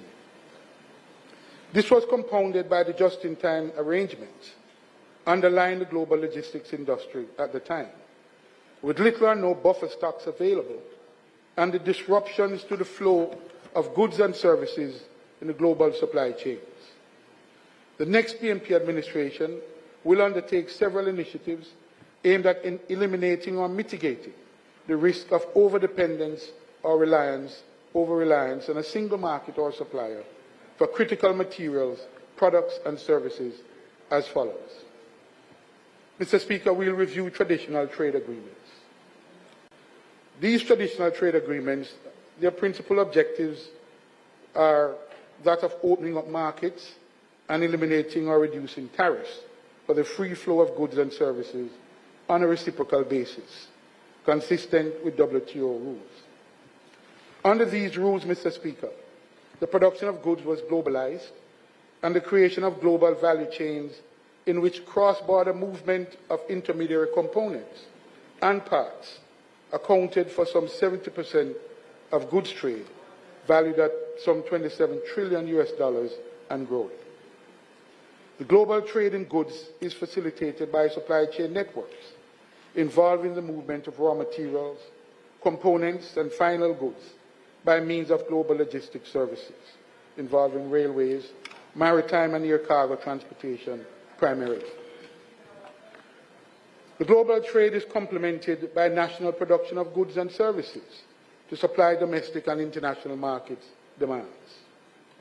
For decades, the system of global production was dominated solely by cost and efficiency considerations, which led to the just-in-time model underlying the supply chains away from developed markets in North America and Europe. Since COVID-19, Mr. Speaker, and the catastrophic break in the long and complex supply chains which developed, there has been several other high-profile disruptions, such as that currently taking place in the Red Sea, in the Black Sea, in the Suez Canal, and in the Panama Canal. These were disruptions to our supply chains, causing major rethink of trade and industrial policies, with far-reaching implications for supply chains, both global, regional, and national. The need for a better balance and equitable trade arrangement, Mr. Speaker, together with the modernization of these agreements to take account of technological and national security threats, are the driving forces for the reform of the WTO and the opportunity for alternative trade arrangements. Now, what are these alternative trade arrangements, Mr. Speaker? While the PNP remains in support of rules-based multilateral trading system,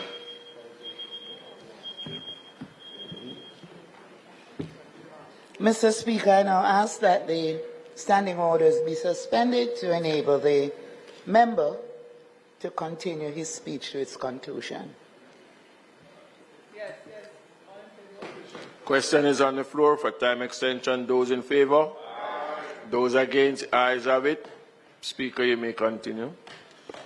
Let me thank my colleagues for their support and your indulgence.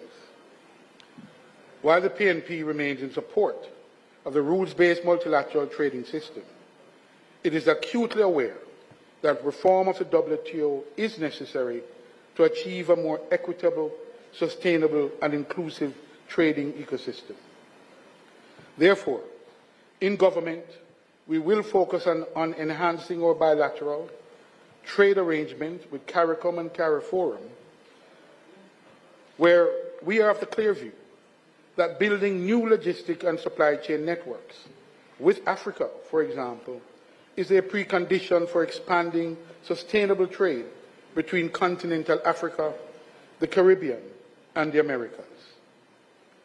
Further, Mr. Speaker, we believe that strengthening the trade in raw material, intermediate and finished goods, as well as services trade with the African continent, is in the medium and long-term interests of Jamaica, the Caribbean, and global Africa. Mr. Speaker, there is a view in Jamaica that what are we going to trade with Africa? I think it's a short-sighted view. Africa is the continent where resources of whatever kind, whether it be mineral, natural resources, abound.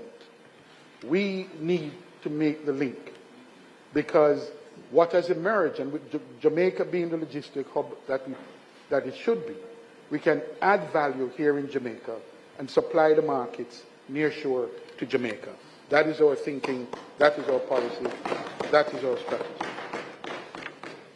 Time come, Madam Speaker, for Jamaica and the Caribbean to build new linkages connecting Africa, its people and products for improving lives. Additionally, Mr. Speaker, the next PNP government will seek to update existing trade agreements as well as to enter into new bilateral agreements in areas such as supply chain coordination, worker protection, the environment, and digital economy. Madam Speaker, Mr. Speaker, we recognize the significant benefits to businesses, the creative practitioners, and the economy which the integration of digital technologies with the cultural and creative industries provides. The benefits to the sector and to creatives will flow from the digitalization of content, thus making cultural and creative products more tradable across borders. The third of these interventions, Mr. Speaker, is industrial policy. Mr. Speaker, the rise of industrial policy strategy in support of competing economic, geopolitical and national security interests in the major developed countries results from the conflicts in Ukraine and the Middle East and in the aftermath of the COVID-19 pandemic. Together with global geopolitical tensions and competition between Europe, the US and China for technological and critical minerals, these major economies have deployed industrial policy tools to build new supply and value chains of strategic goods and cutting-edge technology in support of the green energy revolution. And in the process, Mr. Speaker, WTO rules regulating subsidies and local content requirements have been loosened on grounds of national security imperatives and to de-risk the global supply chains in critical minerals needed to manufacture semiconductor chips and electric vehicle battery, among others. It is against this background that the PNP government will move to review and strengthen Jamaica's own industrial policy framework, including a review of the strategy document entitled A Growth Inducement Strategy for Jamaica in the Short and Medium Term. Mr. Speaker, we believe that many of the recommendations for implementation in that document remain relevant and should be evaluated in light of technological advances and the passage of time. After all, Mr. Speaker, no serious attention was paid by this administration to this highly consulted and document with the private sector, opposition, the trade unions, and other key stakeholders aimed at stimulating growth in the economy with good-paying jobs. Simultaneous with the review of the growth inducement strategy, Mr. Speaker, we will be fast-tracking the implementation of the Global Logistics Hub initiative through public-private partnerships. The World Bank study entitled Jamaica Logistics Hub Initiative, Market Analysis and Master Plan provides the blueprint for action. This initiative was first announced by the last PNP administration in 2013, Mr. Speaker, and the comprehensive master plan provided to this administration at the beginning of its first term in office. The document was deliberated on by the Cabinet and tabled in Parliament without ever being debated and simply left to wither on the proverbial vine, Mr. Speaker. This has resulted in many of the far-reaching reforms and policy actions contained in the several recommendations never seeing the light of day. The PNP government, Mr. Speaker, will move post-haste to review, revise and revive the Global Logistics Hub initiative in order to meet the exigencies of the moment, Mr. Speaker, which is to provide a catalyst for attracting the projected $80 billion of investment, US dollars of investment in building out core infrastructure of the logistics hub and generating the more than 40,000 jobs, new and high-paying jobs projected by the study. Mr. Speaker, it is anticipated that most of the investment for the development of the Global Logistics Hub will take place under the Special Economic Zone regime, provided for in the Special Economic Zone Act and regulations, and administered by the Jamaica Special Economic Zone in what is now called JISTV. Since these practical achievements by the People's National Party administration, other countries in the region and beyond have sought the advice of JISTV in the setting up of their own special economic zones and are moving quickly to capitalize on those developments in their own countries. But the question must be asked, Mr. Speaker, what have we done with the Global Logistics Hub initiative and the JISTV here in Jamaica? Since the development of Global Logistics Hub and its accompanying industrial policy framework, which is primarily SEZ incentives and productive input relief, the world and the region have experienced COVID-19 pandemic, the rise of conflicts and competition between the US and China for global dominance in semiconductor and emerging green energy transition technologies. The rivalry threatens to fragment the global trade system, undermine the WTO, and to decouple the global logistics supply and value chain, Mr. Speaker. Against this background, the US has implemented a suite of policy strategies and programs aimed at de-risking the global supply chains by adopting industrial policies designed to reshore, nearshore, and friendshore manufacturing of critical elements of the global supply chain and value chains in key technologies and critical sectors. Through the passage of the CHIPS Act and the Inflation Reduction Act, the US government is making available to private investors literally trillions of US dollars as incentive for moving key manufacturing facilities from China to the US or nearshore to Mexico and Canada, or other friendly countries in Europe, Asia, or the Americas, and quite possibly in the Caribbean. Mr. Speaker, it is in this context that the Global Logistics Hub takes on particular relevance, given Jamaica's geostrategic location next to the Panama Canal and nearshore the US-Mexico-Canada borders and the growing markets. This will enable the logistics hub to play an even greater role than was originally contemplated for it in taking advantage of these trends in attracting investments in new industries or components of the global value chain, while making more resilient the global, regional, and national supply chains and logistics. Mr. Speaker, we in the PNP are convinced that an idea is best implemented by the author or the originator of the idea. Time comes for fully implementing the Global Logistic Hub and Master Plan. We will apply our industrial strategy and policy to medicinal cannabis and the nutraceutical industry. Madam Speaker, the dream of many stakeholder groups, including the Rastafari and small farmer communities, have been deferred by the failure of this administration to further develop the cannabis industry in Jamaica.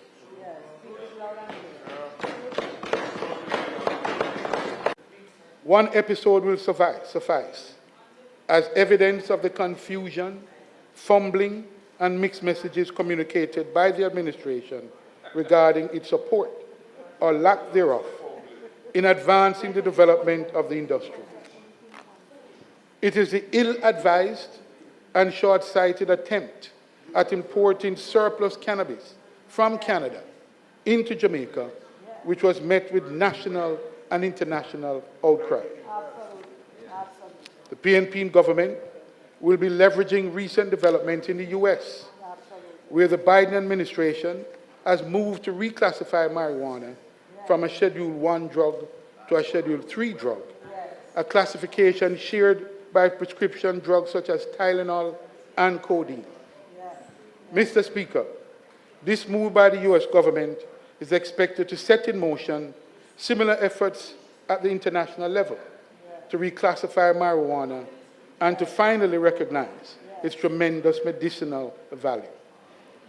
A position long advocated for by the PNP in international fora, especially by the leader of the opposition in his pioneering role as the architect in building the framework for decriminalizing ganja.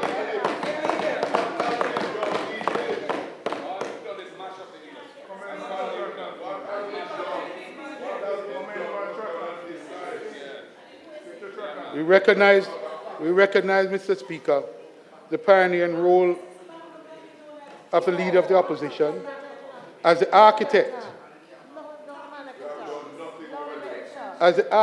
in building the framework for decriminalizing ganja and creating the opportunity for decriminalizing ganja and creating the opportunity for medical marijuana and nutraceutical industry to be developed in Jamaica.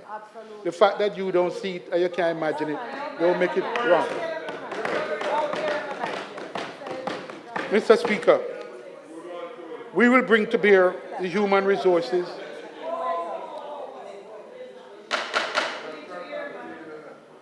Mr. Speaker, we will bring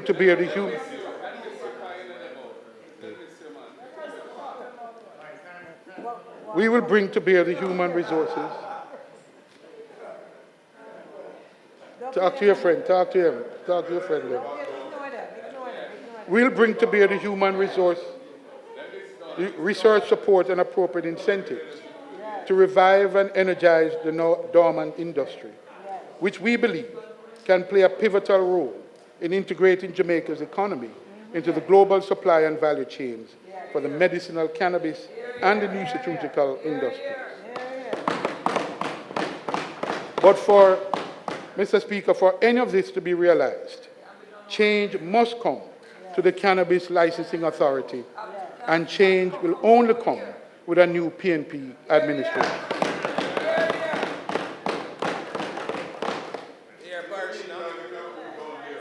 Mr. Speaker, we will deploy the industrial policies to our creative industries.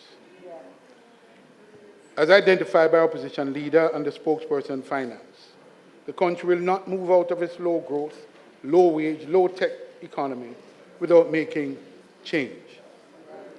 The Security Interest in Personal Property Act called SIPA has made it possible for us to move intellectual property from the expense column of businesses to the balance sheets. We now must create an ecosystem where this becomes a feasible proposition. The necessary reforms have been slow in coming after 10 years in office of this administration. We are still in the Joint Select Committee stages of the important amendments to both SIPA, the SIPA legislation, and the Insolvency Act. These are urgently needed amendments to create an attractive investment environment for the cluster of emerging industries in the knowledge-based and creative and cultural industry sectors. PNP in office will create more efficient systems of government and governance to fast-track the establishment of standards, measurements, and valuation systems for these emerging industries by design and not by default. The third of these policy interventions, Mr. Speaker, is investment policy. Mr. Speaker, in pursuing the investment policy, the PNP will ensure a coherent trade and industrial strategy and policy across government to include environmental and climate-smart strategy and policies. I refer again to the budget presentation, both the Leader of the Opposition and the Shadow Finance Ministers, and incorporate them in full in this presentation. Mr. Speaker, a fuller picture of the critical sectors and institutions, industries, which the PNP government will prioritize, including energy, agriculture, transportation, and the cultural and creative industries, is fully laid out therein. In executing its investment strategy and policy, the PNP government will pay special attention to the necessity to integrate the MSME sector, to identify key roles for women and the differently abled persons in our society, and empower them to build an inclusive and sustainable economy, thereby connecting peoples and improving lives. Mr. Speaker, attention will be given to the organizations in the portfolio which play important roles in the mobilization, promotion, and support of entrepreneurs by providing an ecosystem in which they can innovate, increase productivity, and compete in domestic and international markets. In this regard, special attention will be given to JAMPRO, JISA, the JBDC, JIPRO, the Bureau of Standards, and JANAC, all with a view to ensure that these critical organizations remain fit for purpose and their missions clearly defined.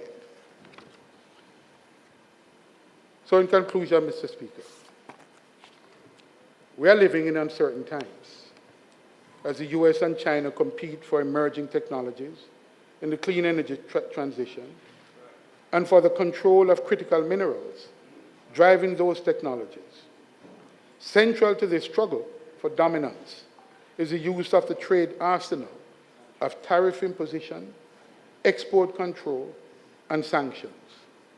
A true trade war has started.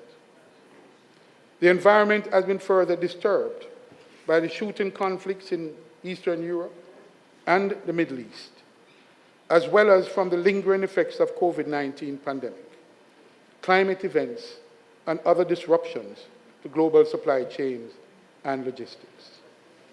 For small import-dependent economies like Jamaica, this has meant a spike in prices and in the destabilizing effects of inflation. Mr. Speaker, the government's response has been myopic and unimaginative. Not the wizardry boasted by the Minister of Finance. Not the wizardry.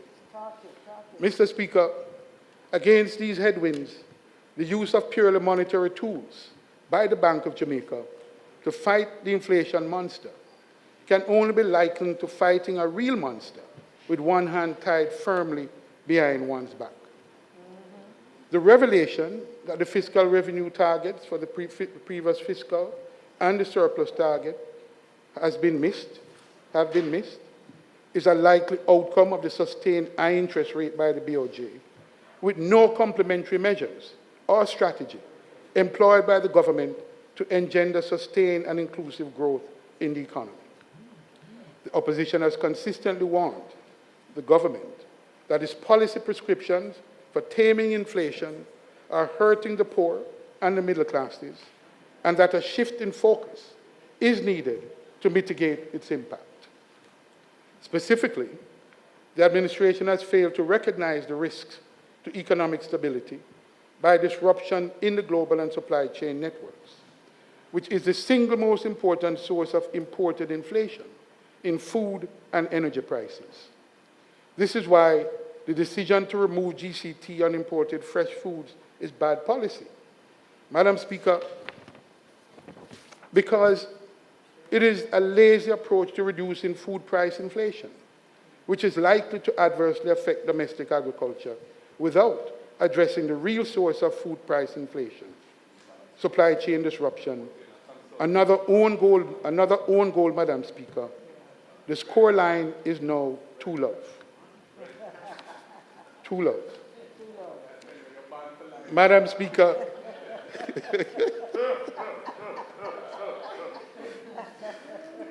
Mr.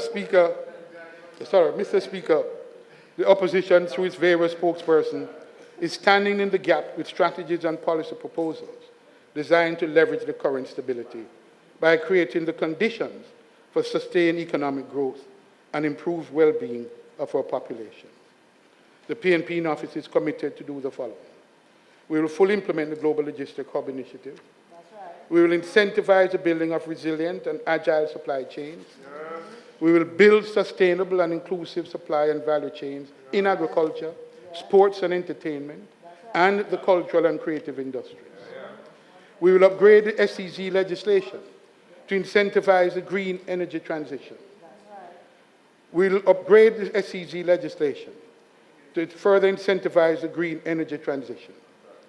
We'll provide the SEZ as an ideal framework for attracting data centers and large-scale investments. We will complete the broadband infrastructure to ensure internet penetration and increased use of digital tools. We'll upgrade and expand the existing trade agreements to include cooperation in supply chain resilience and greater connectivity. We will further upgrade and expand our trade agreements to give greater focus to trade in services, including the digital economy. Mr. Speaker, the PNP in office will work tirelessly to build a more equitable and inclusive economy to benefit not just a few of the people, but to ensure Jamaica nice for all our people. To achieve this, Mr. Speaker, change must come. Time comes for change. May God bless Jamaica, land we love.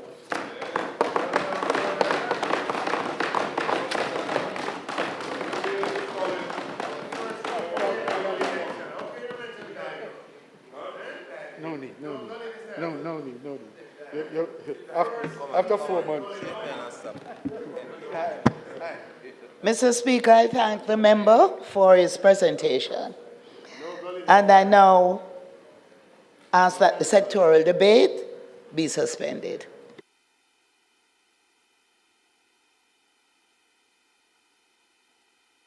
The request is on the floor. Those in favor? Those against? The ayes have it.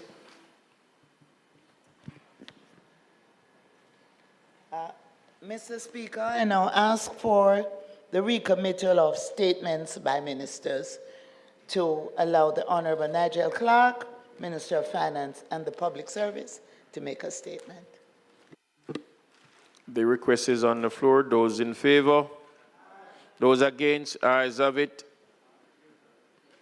Minister.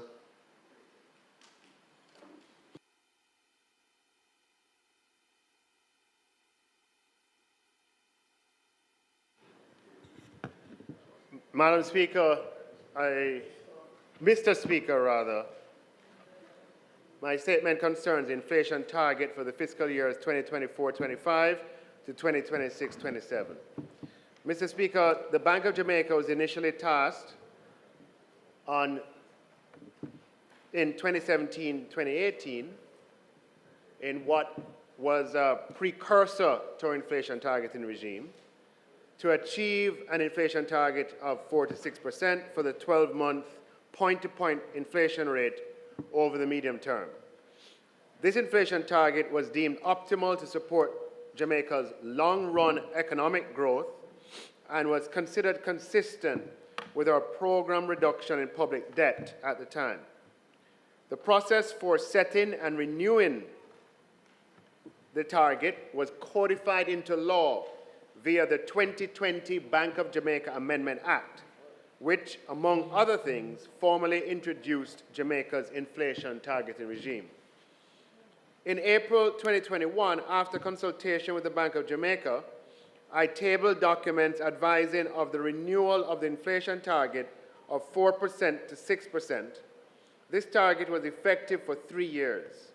In this regard, and consistent with Section 34FF8 of the Act, a review of the inflation target is now due. Following consultation with the Governor of the Bank of Jamaica, who is also Chairman of the Monetary Policy Committee, I confirm and have so tabled documents advising that the inflation target for Jamaica, calculated as a 12-month point-to-point percentage change in the Consumer Price Index as measured by Statin, will remain at 4% to 6% for the next 3 years. The midpoint of this range of 5% will be the operational target for the Monetary Policy Committee. This target remains consistent with Jamaica's economic structure and stage of development. Mr. Speaker, a lower inflation target than what currently obtains would require higher interest rates for longer, which could be detrimental to growth and to fiscal dynamics. Furthermore, Jamaica's recent experience has highlighted that there are constraints to targeting a lower inflation rate at this time. In particular, the frequency of economic shocks, labor market rigidities, low productivity, a weak monetary transmission system, and regulated price adjustments constrain the ability of the Bank of Jamaica to deliver a lower inflation rate than what is currently targeted in the near term. These constraints speak to inherent challenges which, as a country, we must tackle if we are to target and enjoy the levels of inflation of our main trading partners. Going forward, I will support all efforts to ameliorate these constraints. On the other hand, setting the target higher than 4% to the 6% range would be problematic for most Jamaicans who don't have the independent means to protect themselves against higher targeted inflation. For these reasons, the inflation target for Jamaica, calculated as a 12-month point-to-point percentage change in the Consumer Price Index, as measured by Statin, will remain at 4% to 6% for the next 3 years. The midpoint of this range of 5% will be the operational target for the Monetary Policy Committee. Thank you, Mr. Speaker.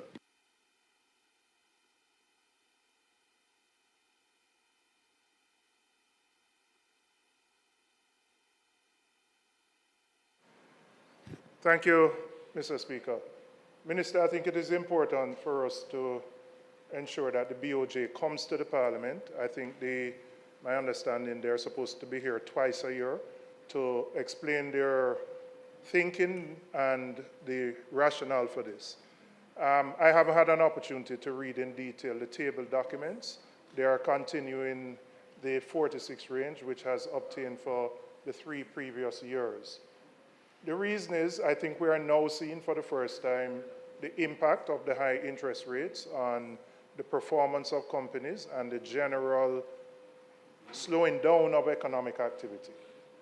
There's been a lot of debate about how far we go with raising interest rates to control inflation, particularly in a country where the majority of our inflation is imported inflation. And it's not demand-driven inflation, but supply-side factors which are primarily outside of the control of the country. So I think it's important for the parliamentarians to have that discussion with the BOJ. The BOJ is independent, and what they do obviously has a significant impact on the overall economy. And there is need for, given the issues with revenues falling below projection and the likelihood that we may remain with elevated interest rates given there are more downside risks to inflation remaining high than in coming down. So I just want to urge you, let us have those discussions with the BOJ and let them come here and provide the rationale for the decisions. I'm not against what they are proposing. I'm just saying it needs a fulsome discussion given the impact that it has on the economy.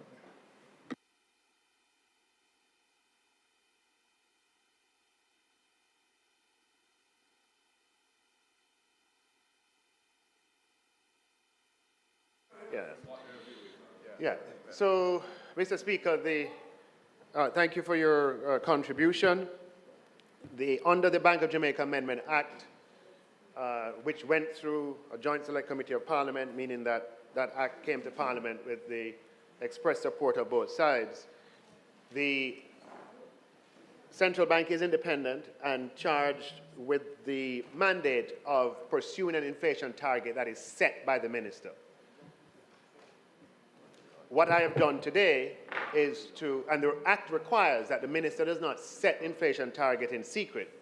The minister appears in Parliament and issues a statement and tables the document setting the inflation target and uploads to the Ministry of Finance's website the letter to the Bank of Jamaica governor outlining what the target for the next 3 years is.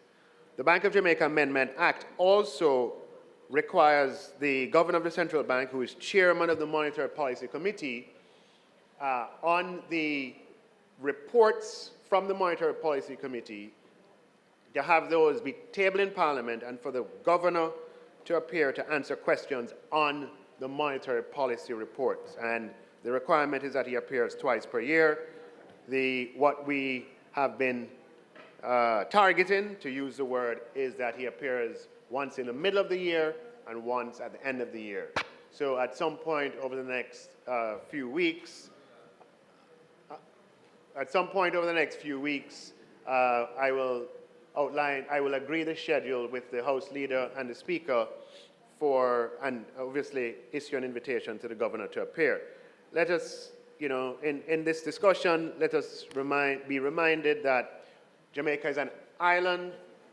We live in a global world. We're largely an open economy where outside factors affect what happens here. The policy rate of the U.S. Federal Reserve is 5.5% and has been at that level for some time. Jamaica's policy rate has been at 7% and it has not changed for the last 2 years. And if there isn't a gap between the policy rate in Jamaica and the policy rate in the United States, there can be adverse movements in exchange rate dynamics. And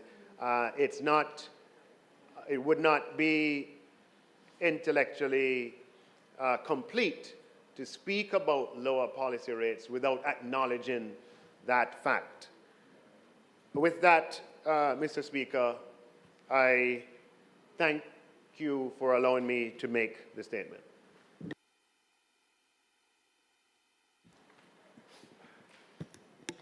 Thank you, Minister.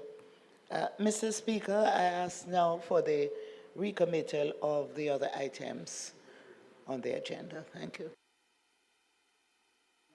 Request is on the floor. Those in favor? Those against? Ayes have it.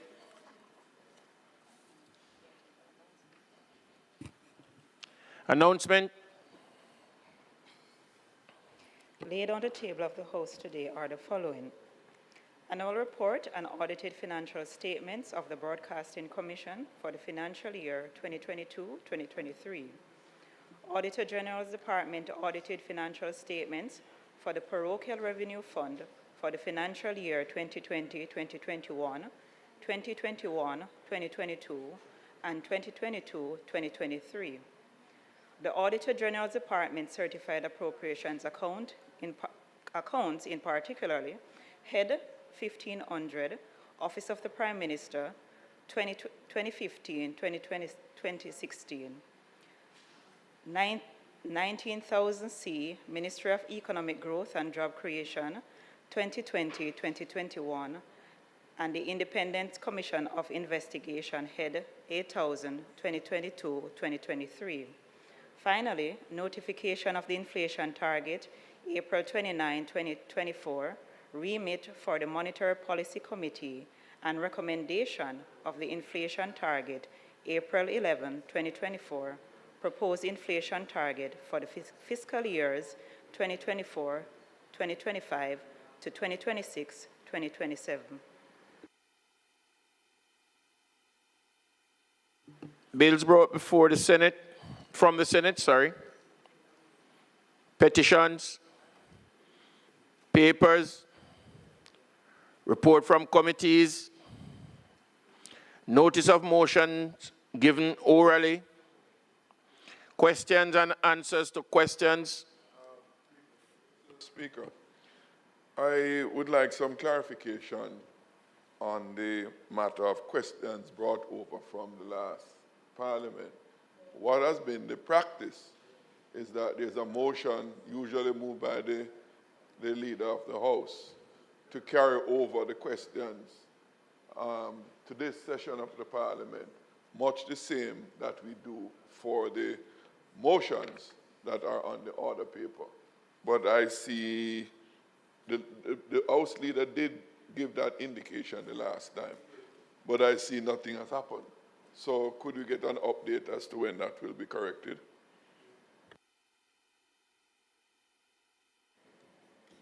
What I can say is that the House leader did indicate that that would be done. I understand it has not yet been done, but I would imagine when he is back in the House, he will do so. Or he will have such discussion with you. Mr. Speaker, I note the acting House leader's remark. But the truth of the matter, Mr. Speaker, this is not a matter that requires the House leader's physical presence in the House. The requisite instructions need to be given to the administration of the Parliament, and it be done. It does not require the House leader's presence. The House leader will give such instructions.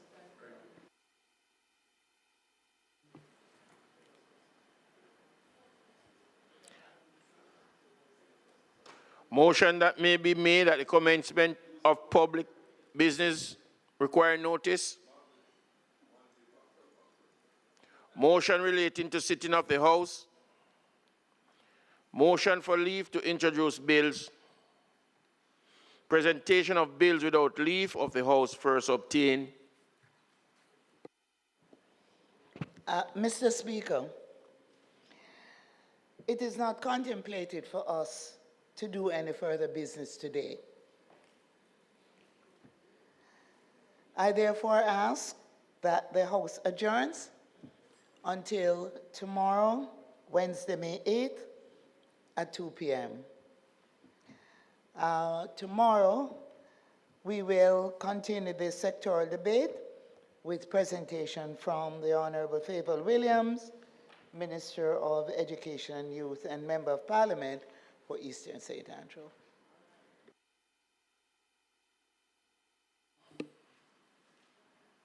The question is that the House do now adjourn for Wednesday, May 8th, 2024 at 2 p.m. sharp. Those in favor? Those against? The ayes have it. This Honorable House now stand adjourned.